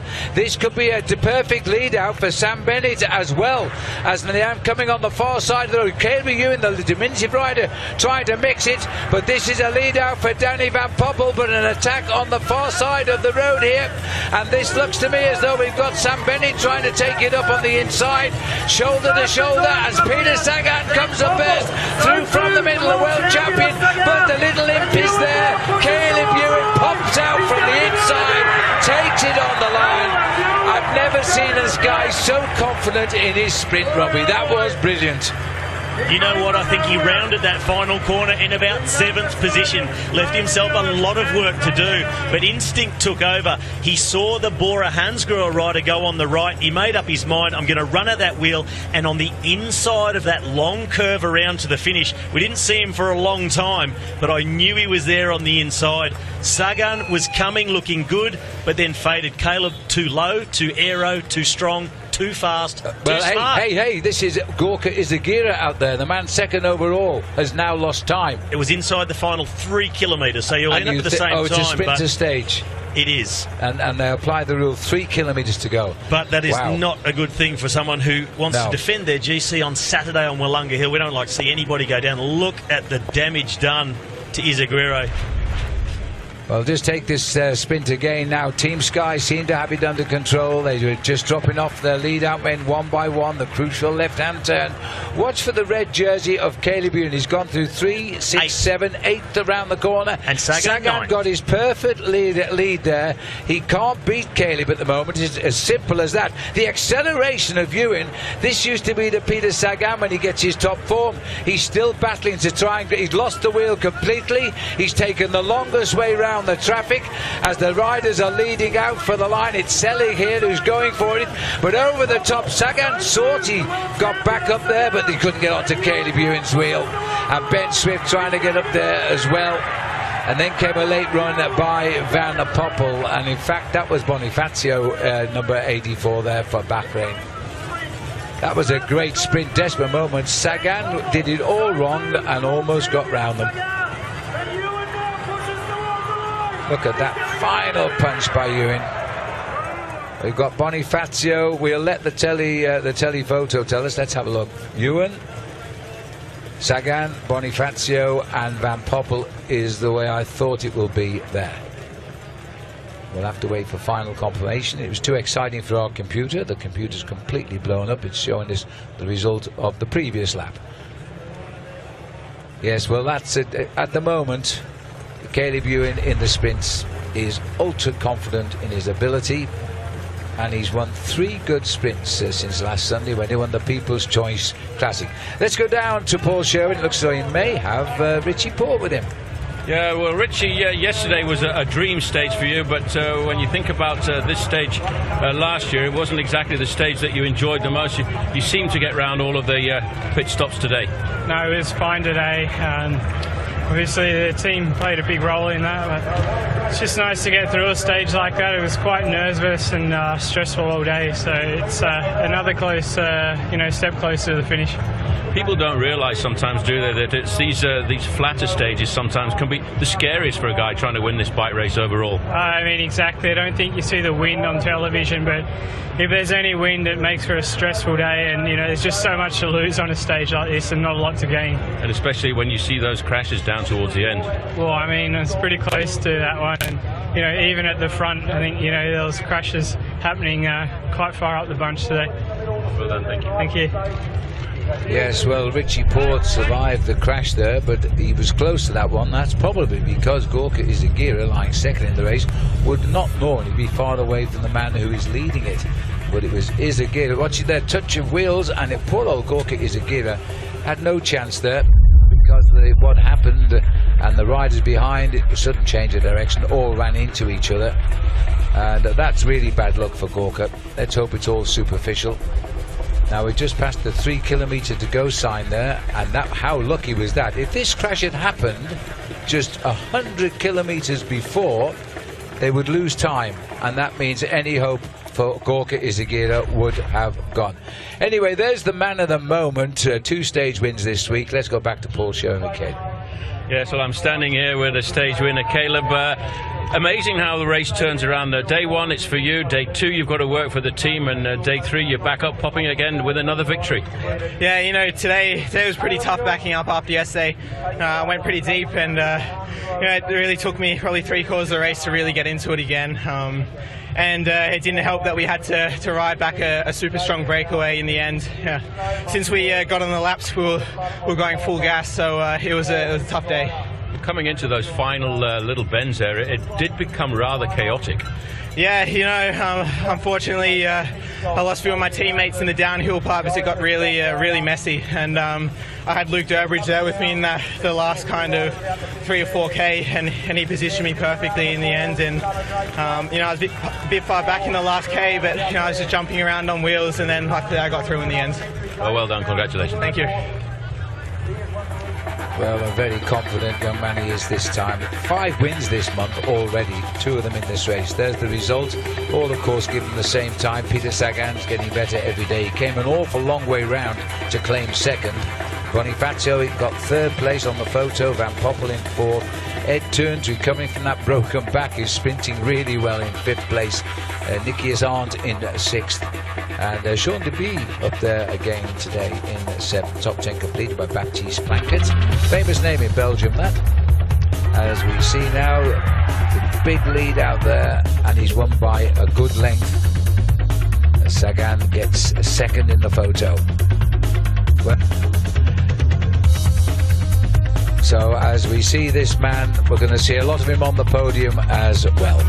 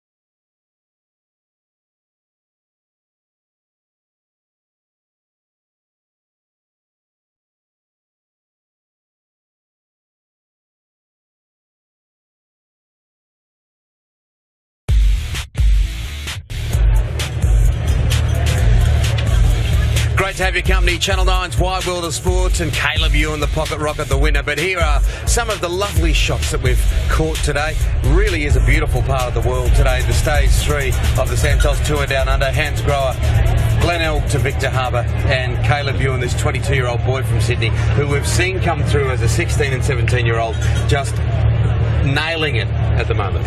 Oh, I tell you what, not just physically today, but psychologically, it's such a good ride.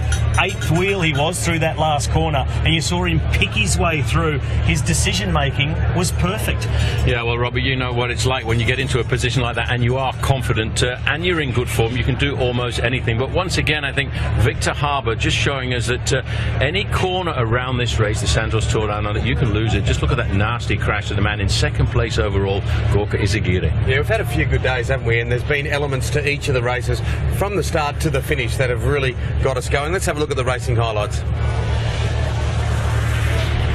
As well, stage 3, Hans Grohe stage, started very early on in the morning as we have a quick look down there in Glenelg. All the riders knew that this was going to be a fast and furious race. They faced it up to 144 kilometres as they moved away, mainly in a southerly direction to get themselves down here to the Fleurieu Peninsula. But once they got down to the Southern Expressway, even Robbie knows this from experience, it's always a very aggressive start when you get down that, and that big, wide, slightly uphill road. Well, many people wouldn't realise it for driving in their cars. It's a really tough climb. So any breakaway that forms on the expressway is always going to be good quality, strong riders. Thomas de Gent, we know him very well from this race. He's a breakaway specialist, along with Chevrier and also, well, the big man Langen from the UAE Abu Dhabi team. And they got themselves out to over 4 minutes when they battled it out on the KOM. But it was de Gent. He decided, I want to pull on a jersey. He knew by winning this KOM, he would draw level with Richie Porte. And Richie leading the race, Thomas de Gent will be wearing that jersey tomorrow. Yeah, that was over the top of Selix Hill. Thomas de Gent got himself 6 points on the opening day of this race, and that pulled him up to equal on points with Richie Porte. When the main field went over the top of Selix Hill, their advantage of the 4 leaders was 4 minutes and 15 seconds, but there was still over 100 kilometres to go. Through the first II net sprint point, Jérémy Maison of FDJ got himself a 3-second time bonus, but that wasn't really what he was very much interested. They were more concerned about working together and hoping to consolidate their advantage as they headed down to 4 laps around Victor Harbour. Well, the fact that the AG2R rider, Chevrier, was the best on GC at just over 1.5 minutes from Richie Porte meant that BMC were always going to keep things under control. And they also knew with a strong man like de Gent out there, they couldn't afford to leave it too long or ride too slowly behind. So really in control mode, Miles Scotson, the national champion, in the service of Richie Porte, just riding on the front, setting that tempo.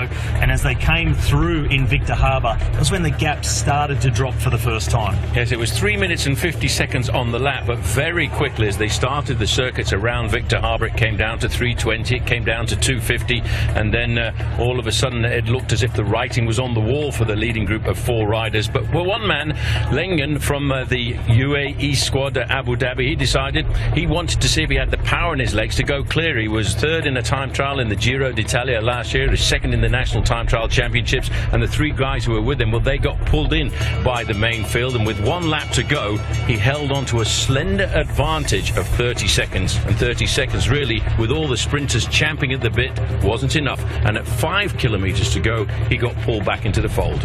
It was interesting to see a lot of the day the Bora Hans Grohe team on this Hans Grohe sponsored stage doing a lot of riding, and Peter Sagan, their leader, just missing that crash that happened at a high speed. 2nd place overall is Izagirre going down, but Caleb Ewan picked his way through the mess, through the bodies and through the other sprinters, holding off Peter Sagan for his 2nd win of this Santos Tour Down Under, his 3rd this week, including the People's Choice Classic. He's the man in form, full of confidence. What a great little rider. Yeah, and he has potential to win more stages, doesn't he? That's the thing about him. He does. There's tomorrow as well into Campbelltown, and of course the final circuit race in Adelaide. But one where I know we're all looking forward to is Wollonga on Saturday. Yes, and the difficult thing about a guy like Caleb Ewan, he's still got work to do because he's still got his teammate Esteban Chaves in 3rd place overall. So So a complicated final 3 days of racing still to come with the Santos. Well, from Tour Down Under. Caleb Ewan and Esteban Chavez, who are quite diminutive, to a 6'8" Norwegian who is our volley player of the day. Yeah, Vegard Lengen made that move. A very good individual time trialist. He did what he could to try and get himself the stage victory, but on this occasion, sadly for him, he was just 5 kilometres too short to get himself the stage victory. But it was a great move, and that's why we awarded him the volley play of the day. It was pretty good, wasn't it, Rob? He was outstanding to get out there for as long as he did. What about the peloton? It just got crazy there for a while. We saw the accident as well. Yeah, that's right. And we always said all day long it wasn't just going to be about the sprinters coming down here into Victor Harbour. The GC contenders like Richie Porte, who lost time in the run-in last year, very aware of those dangers. They all wanted to be at the front. And the victim has been Gorka Izagirre, second on general classification, gone down hard, taken a lot of skin off, a fair bit of physical damage. Luckily, though, on the bright side, I guess you could say, inside 3 kilometres to go, he won't lose any time. He'll get bunch time, the same as Caleb Ewan got, so maintain his place. But those wounds, I think, will affect him. You know what it's like. You've been in that position yourself. I mean, you've got to be a man with nerves of steel. Just not... I mean, the temptation to touch your brakes going into those final corners, if it's there, you lose out. We'll take a look at some of this vision, Rob, and you just tell us what you see in front of yourself, because from myself, I know Paul rode, but it just gives a bit of an indication of how crazy it can get. And just generally through the day, this is a sort of close racing you have at any point on the course, and the closer you get to the finish, the closer the racing gets. It's the bumping. Sagan even turned, said, sorry, excuse me. The later it gets in the race, he's not saying excuse me, he's saying move it. And later in the race again, he doesn't say anything. No excuses. Forward is the only way to go. But there's a lot of that rubbing his racing going on. But you know as well, Robbie, from experience, if you don't touch the brakes, you've got to drop the shoulders, move the elbow in a little bit. You've got to worm your way, snake your way through that main field, not touching the brakes. It's all about momentum and saving as much energy as possible. Keep things going forward, moving to the front of the bunch. But of course, some guys get it wrong. But when you get it wrong, this is what happens. Look at the world champion in the middle there, wearing number 11. Crash, there's a rider just about to go down, and it's Gorka Izagirre. And just look at the way, the agility that the world champion picked his way around there. Just about anybody else would have gone down in that, and he was ducking and weaving, and when it happened, they virtually crashed underneath his wheels, but he still managed to hold it up. And we talked about Caleb Ewan picking his way through. We saw Sagan go out to the left, further to the left, almost on top of the barriers, come back in, and then run second. So a great result from the world champion. But Caleb Ewan, best on the day, best this week. Yeah, outstanding. Look, just before we go to the podium, let's have a quick insight. Tomorrow, of course, it's the Booper Day. We've got all the recreational, the weekend warriors, and all these people that love their cycling. What do you make of this stage? Because you've already done your preview. Norwood to Campbelltown, the Booper stage. Well, my expectation is that there'll be an early attack like there usually is, but it'll be controlled. And I do expect to have a bunch finish down there in Campbelltown, but so many people out enjoying their day on the bike with the Booper Challenge. Yeah, it always is a carnival day, isn't it, the Friday here at the Santos Tour Down Under, the Booper Day. But before that, we need to celebrate the achievements of a little man who's done a big, big job. His name is Caleb Ewan. Let's get to the podium. Looking now at the podium and bringing out on stage here the man who's won twice in 3 days, Caleb Ewan, his pocket dynamo.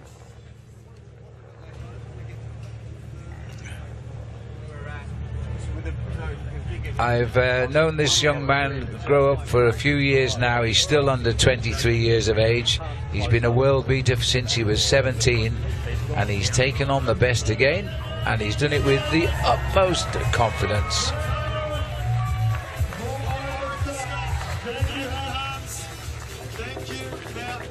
There's confirmation of the sprint result. Ewan getting it all same time, including the fallers out at the 3 kilometre point. These were the sprinters though. Bonifacio just getting in there ahead of Danny Van Poppel. Ed Toons in 5th place and Nikias Arndt in 6th. Sprinters all, the same names we saw on day one. Slightly different order for some of them. The same man on the top, Caleb Ewan. And he really has had some terrific results this year, Ewan. It's his 5th win of the month of January, by the way. Looking a bit further down, Jay McCarthy in 11th place. Rowan Dennis mixing it up there, finishing in 12th. BMC team race. Now, this has got to be for the man who is in the lead in the race. Richie Porte, worried about today's stage. It was windy. That crash was right on his shoulder because Gorka Izagira was looking to stay and mark Richie Porte to make sure he didn't lose any time to him. And Gorka ran up the back of a Katusha rider, who in turn ran up at the back of a rider in front of him, went down and was left on the road. He's ridden into the finish. He will be given the same time. He was inside the 3 kilometre point by just 100 metres. What a difference that would have made. So confirmation is he keeps his second place, 20 seconds slower than Richie Porte overall. Chavez, he holds it at 22. Jay McCartney, no change at all, in fact, in the top 10 places. Well, there he is. He had a big smile on his face, Richie Porte. I suppose a lot of people, particularly those that aren't absolute cycling fans, they're wondering, looking into the Booper stage tomorrow, can that change much on the leaderboard?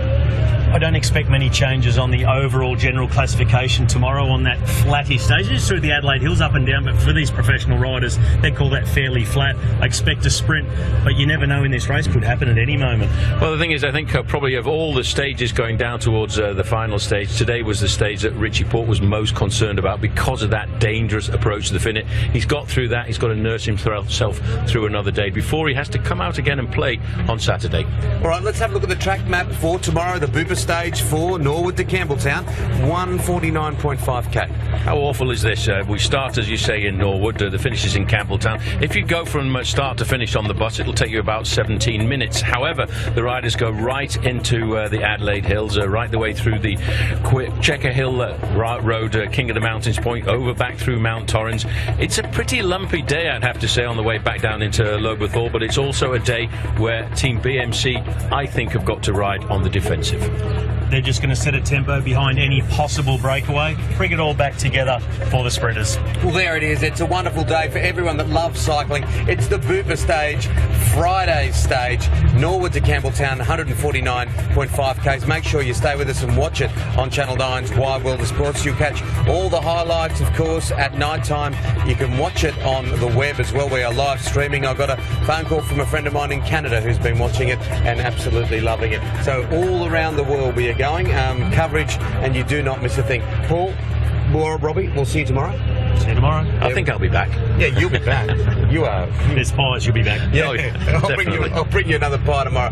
Phil will be back, and look, it's an absolutely beautiful area, this part of the world. Glorious. If you get the opportunity to come to South Australia, come to Victor Harbour, come to the city of Adelaide and see Glenelg, but this is Victor Harbour.